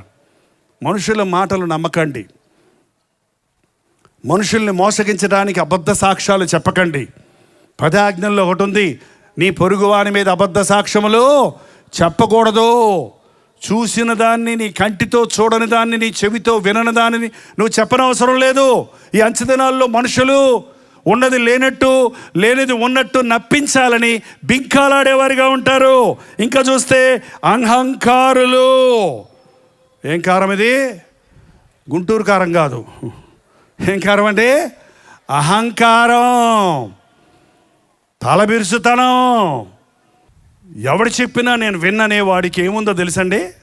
ఏ రోగం వచ్చింది తెలుసా? అహంకారం వచ్చింది. నువ్వేదో ఆయన చెప్పేది నాకు తెలుసో అని అంటున్నాడు నీకు ఎవడన్నా మాటికి. వాడికి 104 ఫీవర్ వచ్చిన వాడికి ఎట్ట ఉంటుందో వాడికి అహంకారం ఎక్కిందన్నమాట బుర్రకి. నువ్వు నా చెప్పినట్టు నేను చెయ్యను, నాకు తెలుసు అనేవాడు అహంకారి. నాకే అన్నీ తెలుసు, నేనే అన్నీ చేయగలను, నేనే గొప్పవాడిని, నేనే అందగాడిని, నేనే బలమైన వాడిని, నేనే అందగత్తెను, నాకు బోల్డ్ తెలివి ఉంది అని మనుషుడు ఇవాళ ఒకడి మీద ఒకడు అహంకారులై హెచ్చించుకొని గొడవలకు దిగుతున్నారు. అంచె దినాల్లో ఈ సూచనలు కళ్ళారా చూస్తున్నాం. చిన్న పిల్లల్లో కూడా అహంకారం చూస్తున్నాం ఈ రోజుల్లో. చిన్న పిల్లలు కూడా తిరగబడటం చూస్తున్నాం ఈ రోజుల్లో. అంచె దినాల్లో మనుషులు స్వార్థపరులు, ధనాపేక్షలు, బింకములాడివారు, అహంకారులు, దూషకులు. దూషకులు అంటే ఏంటండి? ఇక్కడ ఎవరన్నా బూతులు తిట్టేవారు ఉన్నారేమో, చెయ్యి ఎత్తమంటే ఎత్తుతారా? వద్దులేండి, పాపం పక్కోళ్ళు ఏమని అనుకుంటారు. తిడతారేంటండి అలాగా? నువ్వు నాశనం అయిపో. కొంతమంది చేతులు కూడా తెగ ఊపుతారు. ఈ డొక్క చీల్చి డోలు కడతా, అంత సులభమా? ఇవన్నా పర్వాలే, ఇంకా అంతకంటే పచ్చి బూతులు. ఒక వ్యక్తిని తిట్టాలంటే వాళ్ళ అమ్మని తిడతారు. ఎందుకండి పాపం? నీకు తల్లి లేదా? వాళ్ళ తండ్రిని తిడతావు ఎందుకు? వాళ్ళ అక్కని తిడతావు ఎందుకు? వాళ్ళ చెల్లిని తిడతావు ఎందుకు? ఏం మాటలు? భార్యను తిట్టాలనుకుంటే తిట్టుకో. నువ్వు కట్టుకున్న భార్య కాబట్టి తిట్టుకో. ఏదో తిరగబట్టి నేను తిట్టుద్ది, లేకపోతే తడుతో పట్టుకొని. ఈ రోజుల్లో స్త్రీల కంటే పురుషుల కంటే స్త్రీలే కొడుతున్నారంట పురుషులు. మీకు తెలియదేమో, కొత్తగా సమాచారం ఇది. పురుషుడు పారిపోతాడంటే భార్య దెబ్బలు తట్టుకోలేక చీపి కట్టి తిరగేసిందంటే, ఏమండి ఏమండి ఏమండి అంటుంటే ఓరకి నువ్వు విసిగిస్తుంటే, ఓరకి రెచ్చగొడుతుంటే ఏమైపోద్ది? గదిలో పిల్లిని పెట్టి కొడితే ఏం చేస్తుంది? పుల్లేగా తయారవుద్ది అంతే. అందుకే మనుషుడు కుటుంబాన్ని నాశనం చేసుకుంటున్నాడు. ఏంటండి తిట్టుకోవటం ఏంటండి? ఆమెకు నోరు ఆగదు సహోదరికి, భార్యకి. ఆయనకి ఏమాగదు? చెయ్యి ఆగదు. నోరు మొయ్యి. నేను ముయ్యని ఏం చేస్తావు? కొట్టు చూద్దాం, కొట్టు. అరే కొట్టా, నువ్వే పోయి ముందు చూపిస్తే కొట్టడా? కొట్టాక నన్ను కొట్టాడు, నేను ఇడాకులు తీసుకుంటా. మాట్లాడితే ఇడాకులు తీసుకోవటమే అంత సులభమా? భార్య భర్తల బంధం విడగొడతాం. అది భారతదేశంలో. దూషకులు బయలుదేరతారు. నేను కాపవరం పక్కనే ఉందండి. ఇక్కడ కాపవరం కొత్తగా వచ్చాను. 10 సంవత్సరాలు మెడ్రాసులో ఉండి కొత్తగా వచ్చాను ఇక్కడ. ఒకరోజు చిన్న పిల్లోడు, ఇంత పిల్లాడే, పచ్చి బూతులు తిడుతున్నాడు. గేదెలు దోసుకెళ్తూ బూతు మాట్లాడుతుంటే నాకు స్టన్ అయిపోయా. నాకు అందులో అక్కడున్న మూలాన్ని తెలుగు బూతులు వినపడలే 10 సంవత్సరాలు. ఈ తెలుగు బూతు వినగానే ఇదేంట్రా బాబు, ఈ 6 సంవత్సరాల పిల్లోడు, అప్పుడప్పుడే మాట్లాడే పిల్లోడు ఆ గేదెలను పెట్టుకొని బూతు మాటలు తిడుతున్నాడు. అవి పోవటం లేదని. ఏంటిది అంటే ఎక్కడ నేర్చుకున్నాడు అబ్బా? ఇంగ్లీష్ మీడియం స్కూల్ లాగా బూతుల మీడియం స్కూల్ ఎక్కడన్నా ఉందా? ఏదన్నా స్కూల్లో బూతులు ఇలాగ మాటలు ఆడబడలు అని నేర్పిస్తారండి. ఎక్కడ నేర్చుకున్నారు? నువ్వు తిడుతున్నావు, నీ మాటలు వింటున్నాడు. భార్య భర్తలకు మీ ఇద్దరు తిట్టుకుంటున్నారు. మాతృభాష వచ్చేసింది ఆడికి కూడా. మాతృభాష ఏంటది? బూతుల భాష. చిచి మీ నోట బూతులైనను, సరసోక్తులైనను, ఒట్టి మాటలైనను రాకూడదు. మీరు దేవుని మాటలైతే మీ నోట కృతజ్ఞత వచనమే రావాలి. కానీ ఇలాంటి పనికి మాలిన తిట్లు, నీకు ఎవరి మీద కోపం వస్తే దీవించమన్నాడు దేవుడు. కోపం వస్తే ఏమేం చేయాలంట? మన పశ్చిమ గోదావరి ఒక మాట, నీ కడుపు చల్లకుండా అంటారు. కోపం వస్తే కూడా ఏమంటారు? నీ కడుపు కాలిపోను అనరావు, చల్లకుండా పోన్లే, ఒక దేవుని బిడ్డలైన వాళ్ళకి కోపం వచ్చినా శత్రువుని కూడా ప్రేమిస్తారే కానీ శపించరు. దూషకులు ఒకరినొకరు దూషించుకునేవారు, రోడ్ల మీద దూషించుకునేవాళ్ళు, ఇళ్లల్లో దూషించుకునేవాళ్ళు, వీధుల్లో దూషించుకునేవాళ్ళు. కానీ ఈ రోజుల్లో ఈ మీడియా ద్వారా, ఈ యూట్యూబ్లు, ఈ ఫేస్బుక్ల్లో అక్కడ కింద మాట్లాడుకుంటూ తిట్టుకుంటుంటారు. పైన ఏదో ఒకటి చెప్తాడు, పునికి మాట్లాడు నువ్వు నోర్మై అంటాడు, వీడు నేనెందుకు మొయ్య నువ్వేరా మొయ్యి నోర్మై అంటాడు, వాడు సరిరా వాడు సరికాదురా అంటాడు. వీళ్ళిద్దరు కలిసి తిట్టుకుంటుంటాడు. అసలు అక్కడ ఉంటాడు. ఎందుకు తిట్టుకోవడం, నీకెందుకు? బూతు మాటలు రాసుకుంటారేంటి అందులో? చెడ్డ మాటలు మాట్లాడతారేంటి అందులో? ఎవరికి కావాలి నీ కామెంట్స్? ఎందుకు నీ పీక్కి ఉరిపెట్టుకుంటావు? నువ్వు దూషణ మాటలు ఆడకూడదు. మా చర్చిలో ఒక సహోదరుడు మంచి విశ్వాసి ఒకరోజు బూతులు మాట్లాడాడు, గొడవ వచ్చితే బూతులు మాట్లాడని తెలిస్తే నేను రెండో రోజు అడిగా, ఏంటి బ్రదర్ నువ్వు ఇంత బాగా ప్రార్థన చేస్తావు, బూతులు మాట్లాడావంట, ఏంటది అంటే, అదేనన్నయ్య నాకు అర్థం కాలేదన్నయ్య, నేను ఎప్పుడు మాట్లాడినన్నయ్య, కోపం వచ్చినప్పుడు ఎక్కడి నుంచి వస్తున్నాయో నాకు తెలియదన్నా, వచ్చేస్తున్నాయి అన్నయ్య. ఎక్కడి నుంచి బాబు? జపాన్ నుంచా, చైనా నుంచా? బైబిల్ చెప్తుంది, హృదయం నిండి ఉన్న దానిని బట్టి నువ్వు ఎక్కడుంది బూతులు? హృదయంలో ఉన్నాయి కాబట్టే కోపం వచ్చినప్పుడు నీ కంట్రోల్ లేదు కాబట్టి ఏమవుతుంది? బయటకు వచ్చేస్తున్నాయి. నువ్వు ఎప్పుడు బూతులు మాట్లాడవు, ఇక్కడ మాట్లాడవు. ఇక్కడ ఎందుకు మాట్లాడతావు? దేవుని సందులో ఇక్కడ హల్లెలూయా హల్లెలూయా హల్లెలూయా అంటావు. అక్కడికి పోయాక మళ్ళీ పచ్చిబూతులు వచ్చేస్తాయి, నరకానికి పోతావు. దూషణ మాటలాడేవారు, దూషకుడు, సాతాను దూషకుడండి. వాడి పని ఏంటంటే ఎలాగైనా సరే మనం దేవుణ్ణి దూషించాలి, మనం ఒకరినొకరు దూషించుకోవాలి అని మన మధ్య భేదాభిప్రాయాలు పెట్టిస్తాడు. రాత్రి పగళ్ళు దేవుని సన్నిధిలో కూర్చొని నేరారోపణ చేస్తుంటాడు. యోబు ఊరకనే నీ అంత భక్తి కలిగినా, నువ్వు అన్నీ ఇచ్చావు కదా, ఒక్కసారి ఆస్తి తీసేయి, ఆశీర్వాదం తీసేయి, కంచె తీసేయి, నీ ముఖం మీద దూషించకపోతే చూడు అని సవాల్ చేశాడు. నా భక్తుడైన యోబు నిందారహితుడు, వెళ్ళన్నాడు. అన్నీ పోయినప్పటికీ యోబు ఏమన్నాడో తెలుసండి? భార్య వచ్చి చెప్పింది, ఎందుకయ్యా ఇంకా నీకు భక్తి, బిడ్డలు చచ్చిపోయారు, ఆస్తి పోయింది, ఆరోగ్యం పోయింది, ఇంకా దేవుడు అంటావు, దేవుణ్ణి దూషించి మరణం అవరాదా? బుద్ధిహీనురాలాగా మాట్లాడొద్దు. యెహోవా ఇచ్చెను, యెహోవా తీసుకొను, ఆయన నామమునకు స్తుతి కలుగునుగాక. దేవుని బిడ్డల నోట్లో స్తుతి ఉండాలి కానీ దూషణ ఉండకూడదు. పరలోక రాజ్యం వెళ్ళాలనుకునేవారు మీ హృదయాన్ని సిద్ధపరచుకోండి. మీ నోటిని అదుపులో పెట్టుకున్నట్టు నోటికి కళ్ళెం పెట్టుకోవాలన్నది బైబిల్లో. ఒకడు భక్తి గలవాడని చెప్పుకొని కళ్ళెం పెట్టుకోకపోతే అతడి భక్తి అంతా వ్యర్థం. కళ్ళెం అంటే కంట్రోల్ ఉంటుంది. గుర్రానికి కళ్ళెం పెడతారు, ఆ కళ్ళెం పెట్టుకుంటే గుర్రాన్ని కంట్రోల్ చేయొచ్చు.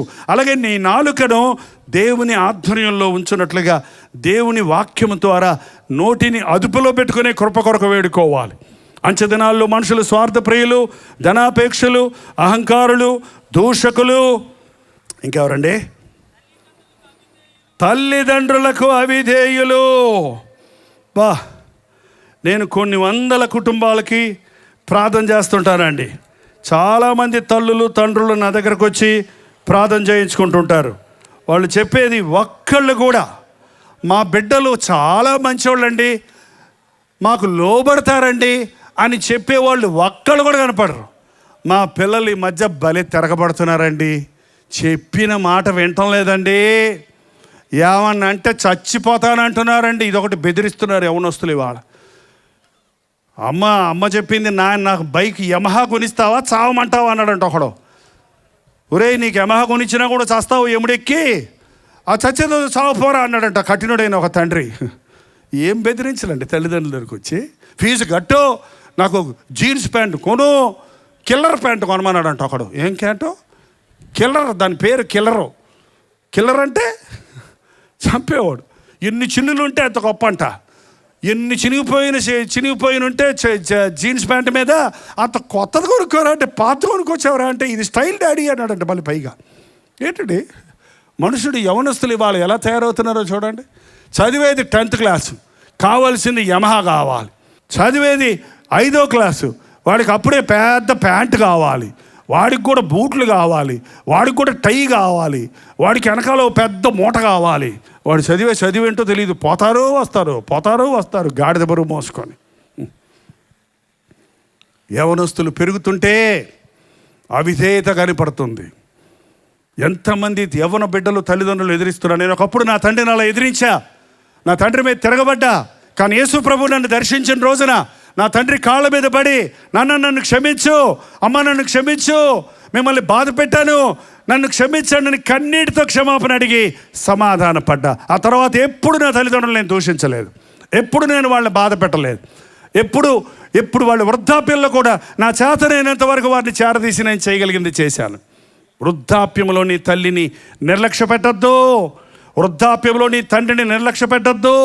ఈ రోజున ఎంతమంది యవ్వన బిడ్డలు కని పెంచి పెద్ద చేసి నిన్ను బాగా చదివించి ఇతర దేశాలకు పంపిస్తే, మేము అక్కడి నుంచి రాము, నువ్వు అక్కడే ఉండు, మా దగ్గర రావటం కుదరదు, కొంచెం డబ్బులు పంపిస్తాను, ఎంత 50 రూపాయలు పంపిస్తాను. 50 రూపాయలు పంపిస్తాడు అమెరికా నుంచి. అంచె దినాల్లో తండ్రి అనే భేదం లేదు, తల్లి అనే ప్రేమ లేదు. ఎంతోమంది ఈ రోజున బిడ్డలు తల్లిదండ్రుల మీద తిరగబడుతున్నారు. ఈరోజు ఇక్కడ ఉన్న యవనస్తులకి ప్రభు అయిన యేసుక్రీస్తు నామములో హెచ్చరిస్తున్నా, నీ తండ్రిని దూషించుంటే, తండ్రి మీద తిరగబడి ఉంటే, లోయ కాకులు వచ్చి నీ కళ్ళు పీకేయక ముందే నువ్వు నీ తల్లిదండ్రుల దగ్గర సమాధానపడు. వృద్ధాప్యంలో తల్లిని బాధ పెట్టకండి. ఎంతమంది అండి ఈ రోజున కన్న తల్లిని ఏడిపిస్తారు. కన్న తల్లిని పోషించాల్సినోడు ఇంకా నీ ఆస్తి రాసి చావరాదా, ఎందుకు బతుకున్నావు అని అడిగే దరిద్రులు, దౌర్భాగ్యులు ఉన్నారు. ఇది అంచె దినాల యొక్క సూచన. మానవుడు సహజమైన ప్రేమ లేనివాడిగా, నీతి లేనివాడిగా మారిపోవటం ఈ రోజున చూస్తున్నాం. అంచె దినాలలో మనుషుడు తల్లిదండ్రులకు అవిధేయులు, కృతజ్ఞత లేనివారు. ఏం లేదంటే వీళ్ళకి, నా ప్రాణమా యెహోవాను సన్నుతించుము, ఆ అంతరంగమా ఆయన పరిశుద్ధ నామమును స్తుతించుము, నా ప్రాణమా యెహోవాను స్తుతించుము, ఆయన చేసిన ఉపకారములలో దేనిని జ్ఞాపకం ఉంచుకొనకము.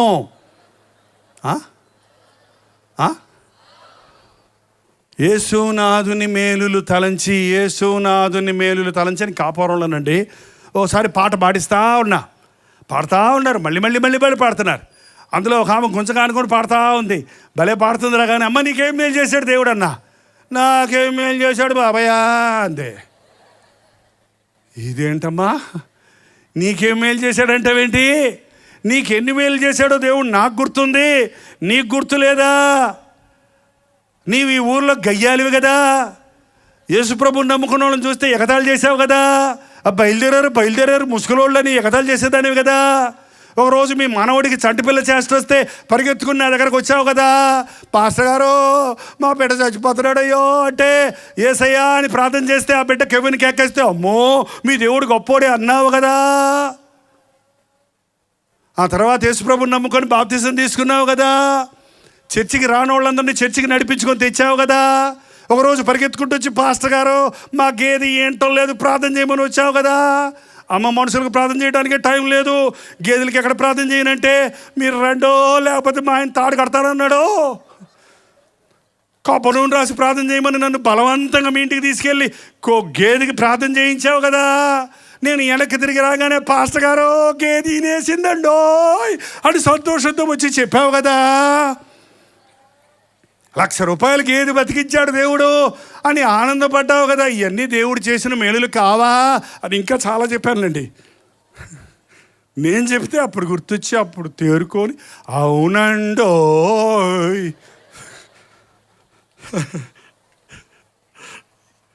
ఒక్కసారి ఆలోచన చేయండి. దేవుడు ఏదన్నా మేలు చేస్తే సాక్ష్యం చెప్పమంటే నిన్న జరిగింది చెప్తారే కానీ నీ బతుకులో ఎన్ని మేళ్ళు చేశాడు ఆయన, ఎన్ని మేళ్ళు చేశాడు. ప్రతి క్షణము ఒక మేలేనండి. గుండె నిమిషానికి 72 సార్లు కొట్టుకుంటుంది. 72 సార్లు ఒక్కసారి కొట్టుకోకపోతే ఏమవుతావు చెప్పు, హార్ట్ అటాక్ వచ్చి చచ్చిపోతావు. అంటే దేవుడు నిన్ను ప్రతి క్షణము కాపాడుతూనే ఉన్నాడు. ఊపిరి నిమిషానికి 23 సార్లు ఊపిరి పీల్చుకుంటున్నాం, వదులుతున్నాం, శ్వాస నిశ్వాసాలు జరుగుతున్నాయి. ఒక్కసారి కనుక ఊపిరి వచ్చి ఆగిపోయింది అనుకో, పైకి వెళ్ళి ఆడాడు అనుకో, అయిపోయింది. ఏంటంటే ఈరోజు నువ్వు సజీవుడిగా ఉన్నావంటే దేవుడు నీకు మేలు చేశాడు. పక్కోళ్ళకి చెప్పండి, ఇవాళ మనం బ్రతుకున్నామంటే అది దేవుని చేసిన మేలే. కృతజ్ఞత లేని వారు అంచెదినాల్లో ఎన్ని ఇచ్చినా కూడా తీసుకుంటే ఉంటారు. కొంతమంది భార్యలు అంతే, ఏమిచ్చావు నాకు, ఏమిచ్చావు నాకు, ఏమిచ్చావు నాకు, ఏం కొన్నావు నాకు, ఏం కొన్నావు. అదేంటమ్మా, మన దీపావళికి పట్టు చీర కొన్నాను కదా, మన క్రిస్మస్ పండుగకి నెక్లెస్ కొన్నాను కదా, మన గాజులు కొన్నాను కదా పోయిన సంవత్సరం, మన ఎర్ర చీర కొన్నాను కదా. కొన్నావులే, అప్పుడు కానీ గుర్తురాదు. ఏంటండి, తింటూనే ఉంటాడు, రోజు తింటూనే ఉంటాడు. చికెను, మటను, బీరకాయలు, కీరకాయలు అనేది. ఏం పెట్టావు నాకు, గడ్డి గడ్డి అంటూనే ఉంటాడు, తింటూనే ఉంటాడు, గడ్డి అంటూనే ఉంటాడు. ఏంటంటే ఒక్కరోజు తిండి సరి లేకపోతే కొంతమందికి ఇన్ని రోజులు తిండే గుర్తురాదు, అసలే కృతజ్ఞత లేదు. మా నాన్నగారు మారు మనసు పొందక ముందు మా అమ్మని తెగ ఏడిపించేవాడు, విసికిచ్చేవాడు. ఒక రాయి వచ్చిందంటే ఇస్త్రీ కొట్టాడు రోజు, పళ్ళెం గిరగిరగరగర తిరిగి డబాలను పడింది. అది అంత క్రూరుడు ఆయన. కానీ మారు మనసు పొందాడు. యేసు ప్రభువుని తెలుసుకున్న తర్వాత ఆయన భోజనం దగ్గర కూర్చుంటే ఓ రోజు ప్రార్థన చేసుకుంటుంటే విన్నాను, ప్రభువా నాకు మంచిగా వండి పెట్టే భార్యని ఇచ్చావు, నీకు వందనాలు అంటున్నాడు. ఏంటంటే, నాకు మంచిగా వండి పెట్టే భార్యని ఇచ్చావు, నీకు వందనాలు. దాని విషయమై దేవునికి కృతజ్ఞత. ఒక మంచి భార్యను దేవుడు నీకు ఇస్తే ఆమెను విసిగిస్తావు. ఒక మంచి భర్తను నీకు ఇస్తే, నా భర్త తాగుబోతు కాదే, తాగుబోతులతో సంసారం చేసే సహోదరులను చూస్తే నాకు భలే బాధ కలుగుద్దండి. ఎలా సహించుకుంటారు అసలు వాళ్ళు, ఎలా భరించుకుంటారు?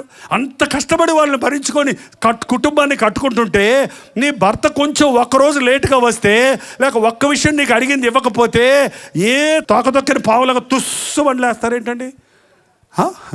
దేవా నీకు వందనాలు, నా భర్త నాకు చీర కొని పెట్టకపోయినా సారాయి దాక్కుండా వచ్చాడయ్యా, నీకు అందుకు వందనాలు.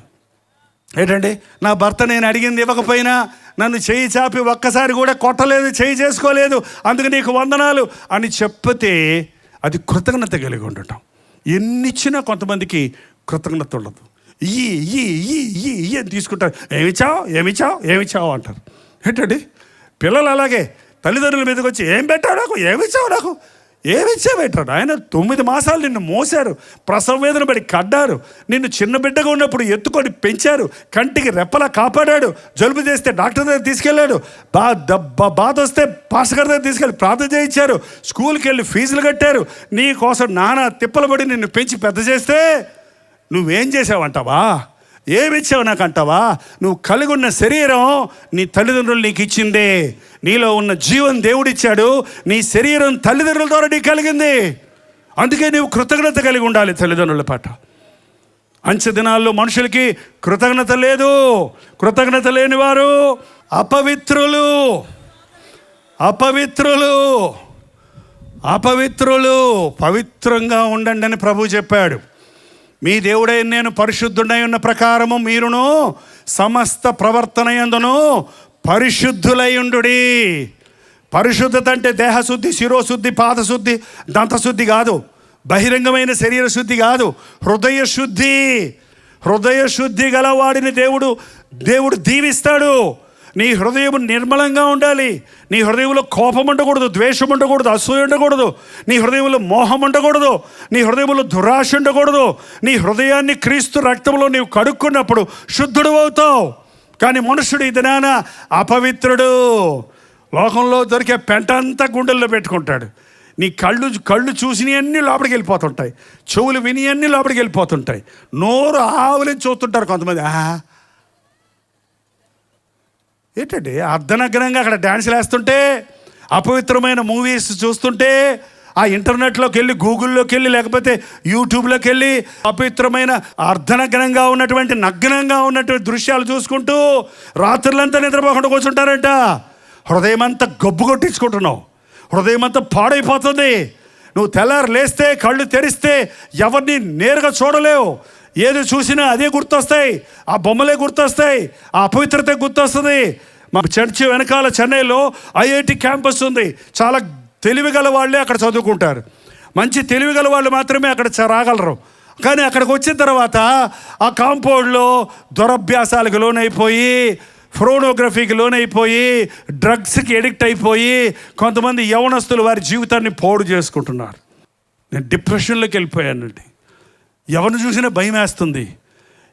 పుస్తకం చదువుతుంటే దాని మీద నా మనసు కేంద్రీకరించలేకపోతున్నా. నా హృదయం అంతా పాడైపోయింది, నా జీవితం అంతా పాడైపోయింది. ఈ అంచె దినాలలో యవ్వనస్తులు హృదయాలు పాడు చేసుకుంటున్నారు, వృద్ధులు హృదయాల్ని పాడు చేసుకుంటున్నారు. 60 ఏళ్ల వృద్ధుడు 6 ఏళ్ల అమ్మాయిని ఏంటండిది మనవరాలు వయసున్న బిడ్డను చూసినప్పుడు పసిబిడ్డలను చూస్తే కఠిన హృదయాలు కరిగాయి, జాలి దయ ప్రేమ కలిగేది. కానీ ఈ రోజున కామాంధులైపోయిన వ్యక్తులు పసిబిడ్డలతో కూడా అసభ్యంగా ప్రవర్తించటం వింటున్నాం. మన దేశంలో చూస్తున్నాం అనేక చోట్ల. వాటి గురించిన వివరాలు, ఎంత భయంకరమైన పరిస్థితి చూడండి. మనుషుడు ఎంతగా చెడిపోయాడో చూడండి. తన్ను తాను చెడగొట్టుకుంటూ ఇతరులను చెడగొడుతున్నాడు.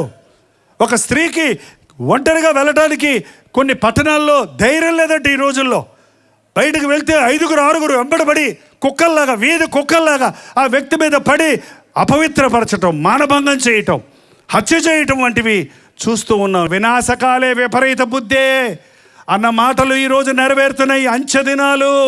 మనుష్యులు అపవిత్రులైపోతున్నారు, కామాంధులైపోతున్నారు, స్వార్థపరులైపోతున్నారు, ధనాపేక్షతో నిండిపోతున్నారు, అహంకారులుగా మారిపోతున్నారు, అవిధేయులుగా తిరగబడుతున్నారు, గర్వాంధులైపోతున్నారు.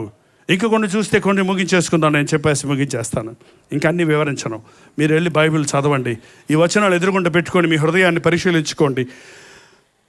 అపవిత్రులు,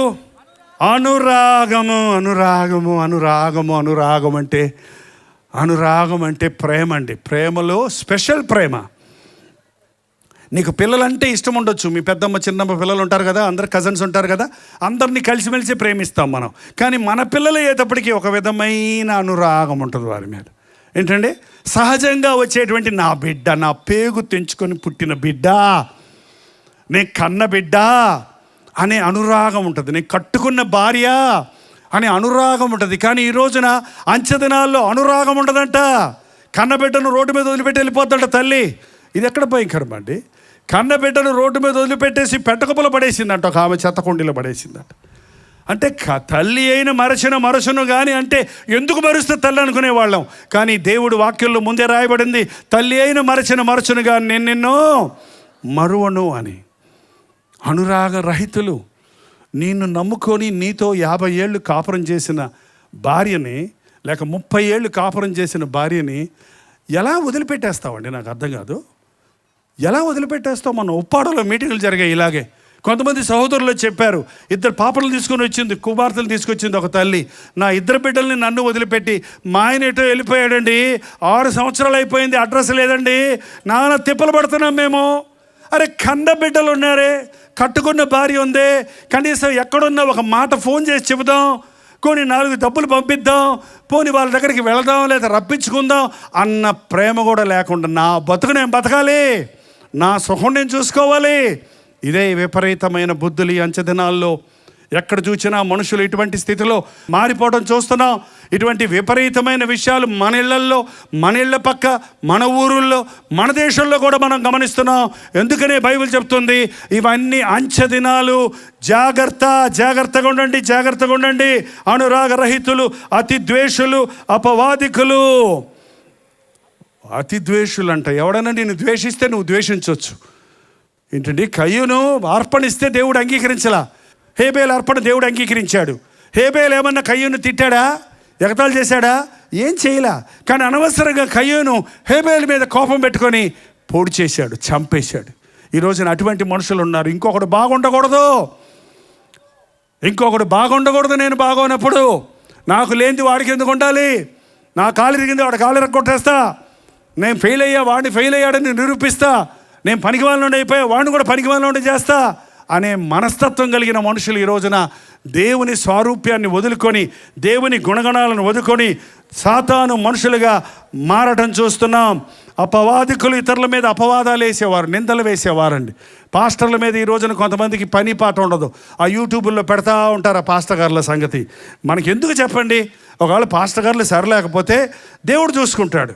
పాస్టర్ గారులు ఎవరి సేవకుడో ఏమంటారు? పాస్టర్ గారిని ఏమంటారండి? మీ సేవకుడా, దేవుని సేవకుడా? మరి దేవుని సేవకుడి సంగతి నీకెందుకు? పక్క వాళ్ళ ఇంటి పని మనిషి మీద నువ్వు పెత్తనం చేస్తే ఏమంటారు చెప్పండి వాళ్ళు? పక్కింటి పని మనిషి లేటుకు వచ్చింది అనుకో, ఎందుకు లేటుకు వచ్చావు అని అంటే, నీకెందుకమ్మా, మా యజమాని రాడు ఊరుకుంటే నువ్వెవడు అన్నాడు అందా. మరి ఎందుకండి? దేవుడు చూసుకుంటాడు.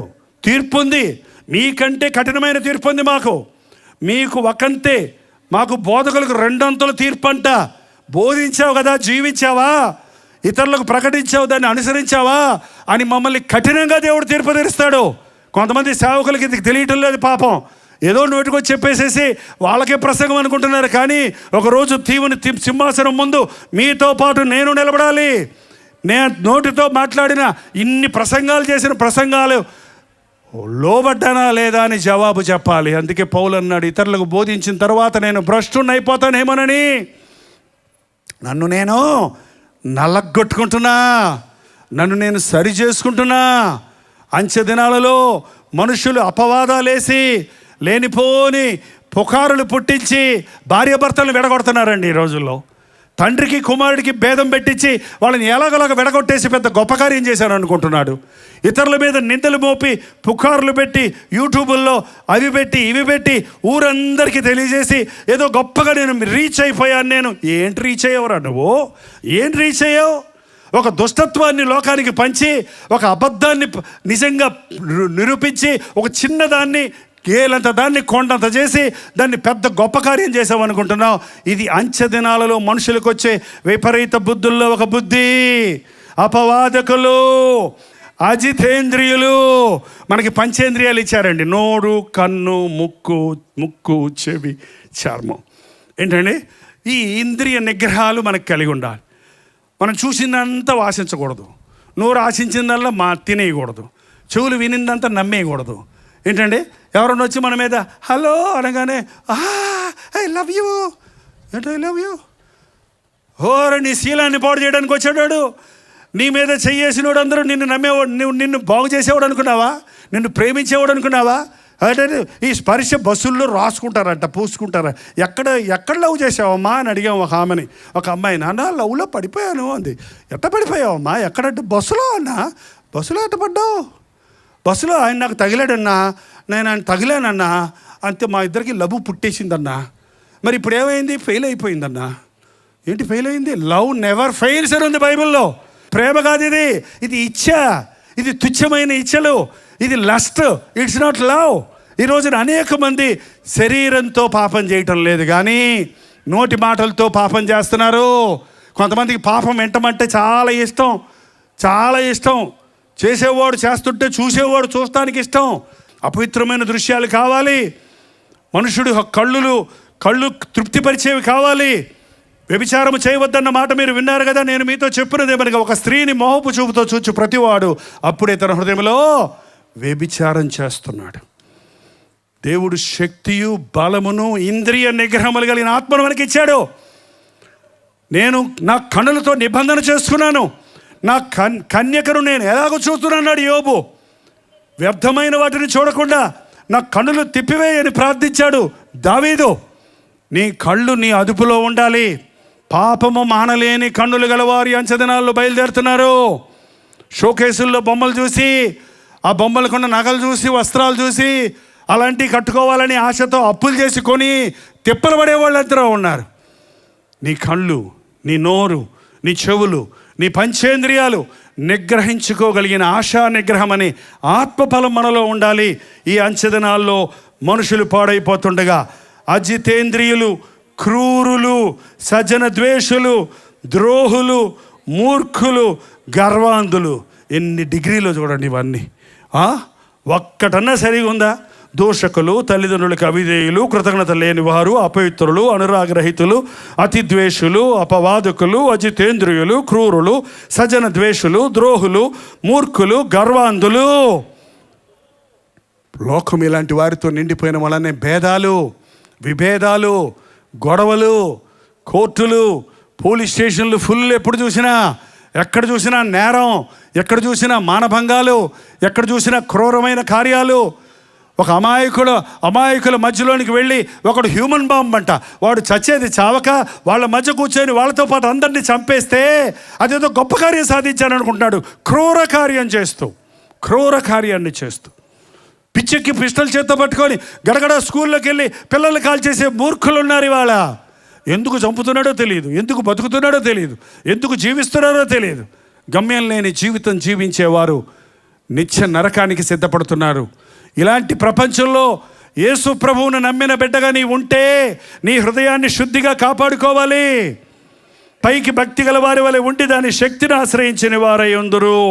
దేవుని కంటే సుఖానుభవాన్ని ఎక్కువ ప్రేమించేవారిగా దేవుణ్ణి ప్రేమించండి, సుఖాన్ని కాదండి.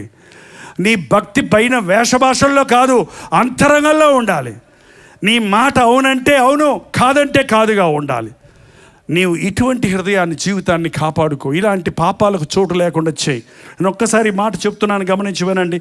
మనం స్వార్థపరులుగా కాక నిస్వార్థపరులుగా ఉండాలి. మనం ధనాన్ని ప్రేమించేవారిగా కాక దేవుణ్ణి ప్రేమించేవారిగా ఉండాలి. మనం బింకములాడేవారిగా కాక ఉన్నది ఉన్నట్లు మాట్లాడేవారిగా ఉండాలి. మనం అహంకారులుగా కాక దీనులుగా ఉండాలి. మనం దూషకులుగా కాక వదకు తేబడిన గొర్రె పిల్లవలే మౌనంగా ఉండటం నేర్చుకోవాలి. మనం తల్లిదండ్రులకు అవిధేయులం కాక తల్లిదండ్రులు సన్మానించే వారిగా ఉండాలి. అపవిత్రులం కాక పవిత్రులుగా ఉండాలి.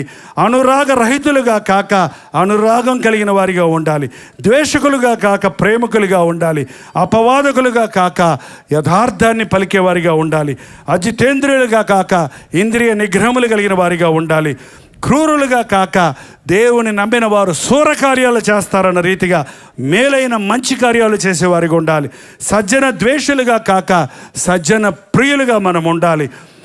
దేవుని కంటే సుఖాన్ని ప్రేమించేవారిగా కాక సుఖం కంటే దేవుణ్ణి ఎక్కువ ప్రేమించేవారిగా ఉండాలి. పైకి భక్తి గల వారి వలె ఉండి శక్తిని ఆశ్రయించే వారిగా కాక అంతరంగంలో శక్తిని కలిగి క్రీస్తు భక్తులుగా మనం ఈ లోకంలో బ్రతకాలి. అంతేకాదు, ఇట్టి వారికి విముఖుడవై ఉండు. ఇలా ఎవరైనా ఉన్నారని తెలిస్తే, అహంకారి అంటే కోపచిత్తునితో సహవాసం చెయ్యొద్దు. దుష్ట సాంగత్యము మంచి నడవడికను చెరుపుతుంది. అవిధేయులతో, అపహాసకులతో, వ్యభిచారులతో ఏకీభవించొద్దు. దొంగను చూచినప్పుడు దొంగతో నీవు ఏకీభవించొద్దు. ఇట్టి వారికి నీవు విముఖుడవై ఉండు. నీవు దేవుని మార్గములో, ఇరుకు మార్గములో యేసు వైపు చూచుచు నీ ముందున్న పందెములో ఓపికతో పరిగెత్తు అని దేవుని వాక్యం సెలవిస్తుంది. నేను ముగించక ముందు ఇంతసేపు నేను చెప్పిన మాటలు వింటుండగా మీ మనస్సాక్షి ఏమన్నా మిమ్మల్ని గుచ్చుతుందా? ఈ అన్ని పాపాలు మీలో ఉండకపోయినా ఇందులో కొన్నైనా నీలో ఉన్నవన్న సంగతి గ్రహించుకుంటున్నావా? ఇది నాలో ఉందా? ఇలా నేనున్నానా? ఇలా ప్రవర్తిస్తున్నానా అని మిమ్మల్ని మీరు పరీక్షించుకొని, మీలో ఏదైనా చేదైన వేరుంటే, మీలో ఏదైనా దేవునికి ఇష్టం లేని పాపం ఉంటే పశ్చాత్తాపడండి, ఒప్పుకోనండి. క్రీస్తు రక్తంలో మీరు కడగబడతారు, నిర్దోషులుగా మీరు తీర్చబడతారు. ప్రభు వచ్చినప్పుడు విడువబడకుండా ఆయనతో పాటు మధ్యాకాశంలోనికి ఎత్తబడతాం. ఆయన రాజ్యంలో యుగయుగాలు, తరతరాలు ఆయనతో సహవాసం చేస్తూ జీవించగలుగుతాం. ఈ లోకంలో మన జీవితం చాలా సంకుచితమైంది. ఆయనతో మనం జీవించేది శాశ్వత కాలమైన జీవితం. ఈ లోకంలో యేసు ప్రభువును మనం నమ్ముకుంది ఎందుకంటే పరలోకంలో ఆయనతో పాటు ఉండడానికి, ఆ నిత్య నరకం నుండి తప్పించబడటానికి. లేచి నిలబడండి, ప్రార్థన చేద్దాం. లేచి నిలబడండి, ప్రార్థన చేద్దాం. ప్రతి ఒక్కరు లేచి నిలబడండి. ఇట్టి వారికి విముఖుడవై ఉండమని దేవుని వాక్యం చెప్పింది. నీ స్నేహితులు ఎవరు? నీ ప్రవర్తన ఎలా ఉంది? నీవెవరితో సాంగత్యం చేస్తున్నావు? పరీక్షించుకో. అవిశ్వాసులతో విజ్జోడుగా ఉండొద్దు. దుష్ట సాంగత్యం చెయ్యొద్దు. నీ దేహాన్ని దేవాలయంగా కాపాడుకో. నీవు దేవునికి లోబడు, సాతానుకి కాదు. నీవు దేవుణ్ణి ప్రేమించే లోకాన్ని కాదు. నీవు దేవునికి భయపడు, మనుషుడికి కాదు. ప్రభువా, నాకు సహాయం చేయి నాయన. ఈ లోకంలో కలిసిపోతున్నానయ్యా. ఈ లోకంలో లోకస్తులతో ఏకీభవిస్తున్నానయ్యా. నీ బిడ్డనని చెప్పుకుంటున్నాను, భక్తిపరుని అంటున్నానే కానీ నా అంతరంగంలో శక్తి లేదే, మార్పు లేదే. ఈ రోజు నుండి నన్ను పవిత్రపరచని నోరు తెరిచి ఒక చిన్న ప్రార్థన చేయండి. మీ రెండు చేతులు ఆకాశం వైపు ఎత్తి దేవుని కృప కొరకు వేడుకోనండి. ఆయన మీ చేతిని పట్టుకొని మిమ్మల్ని లేవనెత్తుతాడు. ఒకవేళ మీరు ఏదైనా దోషంలో పడి ఉంటే, మీ స్వభావం చెడిపోయి ఉంటే, మీరు పాపపు ఊబిలో చిక్కుకొని ఉంటే, మీ జీవితం చెడిపోయి ఉంటే, మీ శరీరం దానివల్ల రోగాల పాలై ఉంటే, మీ కుటుంబం అందువల్ల సమస్యల్లో చిక్కుకొని ఉంటే, నీ బ్రతుకులు ఇబ్బందులు, ఇరుకులు, సంకటాలు పెరిగిపోయి ఉంటే, ఈ రాత్రి ఒక అద్భుతం చేయటానికి ప్రభు నిన్ను ఇక్కడికి రప్పించాడు. ప్రభు నిన్ను ప్రేమించాడు, నీ కోసం ప్రాణమిచ్చాడు. నువ్వు ఆయనతో ఉండాలని ఆశించాడు. నువ్వు నీ ఇష్టానుసారంగా వెళ్ళిపోతున్నావు. ఎంతోమందికి యేసయ్య తెలియదు, నీకు తెలుసు అంటున్నావు. ఆయన మనస్సు ఎరుగుదువా? ఆయన చిత్తం ఎరుగుదువా? ఆయన వాక్యం ఎరుగుదువా? ఆయనకి ఏది ఇష్టమో అది చేస్తావా? నీ ఇష్టమే చేస్తానయ్యా, నీకు ఇష్టడిగా ఉంటానయ్యా, నిన్ను సంతోష పెడతానయ్యా అని దేవునితో నోరు తెరిచి ఒక మాట చెప్పండి. ప్రతి ఒక్కరు ఒక చిన్న ప్రార్థన చేయాలి. పరిశుద్ధుడా, ప్రేమగల తండ్రి, ఒక్కసారి నీ బిడ్డలను చూడు నాయన. అంచెదిరవలలో మనుషులు ఉండే పరిస్థితులను మేము వింటుండగా, అయ్యో నేను ఇలా ఉన్నానే, నాలో ఈ స్వభావం ఉందే, నేను ఇలా బ్రతుకుతున్నానే, నా హృదయం సరిలేదే అని ఎవరెవరు వారి స్థితిని గ్రహించుకొని పశ్చాత్తాపడుతున్నారో అట్టి వారిని రక్తములో కడిగి శుద్ధులుగా చేయయ్యా. నిజ క్రైస్తవుడంటే ఎలా ఉంటాడో బతికి చూపించడానికి మాకు సహాయం చేయి. నామకార్థ క్రైస్తవులుగా మేము మిగిలిపోక క్రీస్తుని పోలే జీవించడానికి సహాయం చేయి. లోకస్తులతో మేము నశించిపోతున్న వారిని క్రీస్తు కొరకు సంపాదించి రక్షించే కృపలను మాకు దయచేయి నాయన. తిరిగి వెళ్ళుచున్న వారికి నీ సన్నిధినిచ్చి నడిపించుమని యేసు క్రీస్తు నామములో అడుగుచున్నాము తండ్రి. మన తండ్రి అయిన దేవుని యొక్క ప్రేమయు, కుమారుడైన క్రీస్తు యొక్క కృపయు, ఆదరణకర్త అయిన పరిశుద్ధాత్మ యొక్క సహవాసమును కూడి వచ్చిన మనందరికీ ఇప్పుడును సదాకాలమును తోడైయుండును గాక. ఆమేన్, ఆమేన్, ఆమేన్. కల్వరి దర్శనం, ప్రేమకు నిదర్శనం, దైవ ప్రేమకు నిదర్శనం. తెలుగు, తమిళ, హిందీ, మలయాళం, బెంగాలీ, ఒరియా అనే 6 భాషల్లో టెలివిజన్ ప్రోగ్రామ్స్ కొనసాగుతూనే ఉన్నాయి.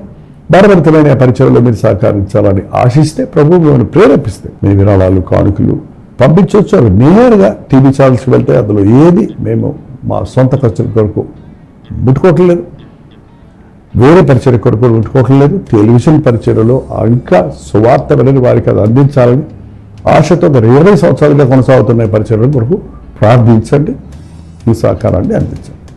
ఈ విషయంలో మీకు ఇంకా ఎవరైనా కావాలంటే 89393939 అనే నెంబర్కి మార్నింగ్ 10 నుంచి ఈవినింగ్ 10 లోపల మీరు ఫోన్ చేయండి, వివరాలు మీకు తెలియజేస్తాం.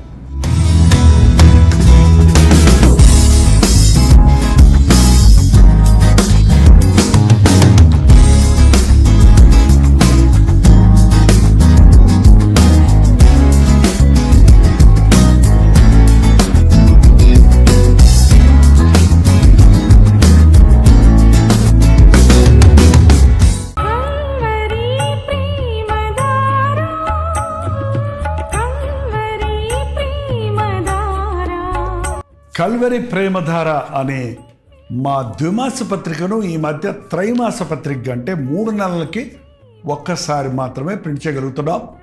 మరి గత 40 సంవత్సరాల పైబడి కొనసాగుతున్న ఈ పత్రికను ఆపు చేయటం ఇష్టం లేక దీన్ని త్రైమాస పత్రికగా మార్చున్నాం.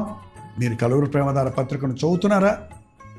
ఒక ఉచిత పత్రిక కావాలంటే ఇవ్వాలే మీ పేరు, చిరునామా, అడ్రస్తో పాటు ఇంటి నెంబర్తో పాటు క్లియర్గా పంపించండి. తప్పకుండా ఒక ఉచిత పత్రికను మీకు పంపిస్తాం.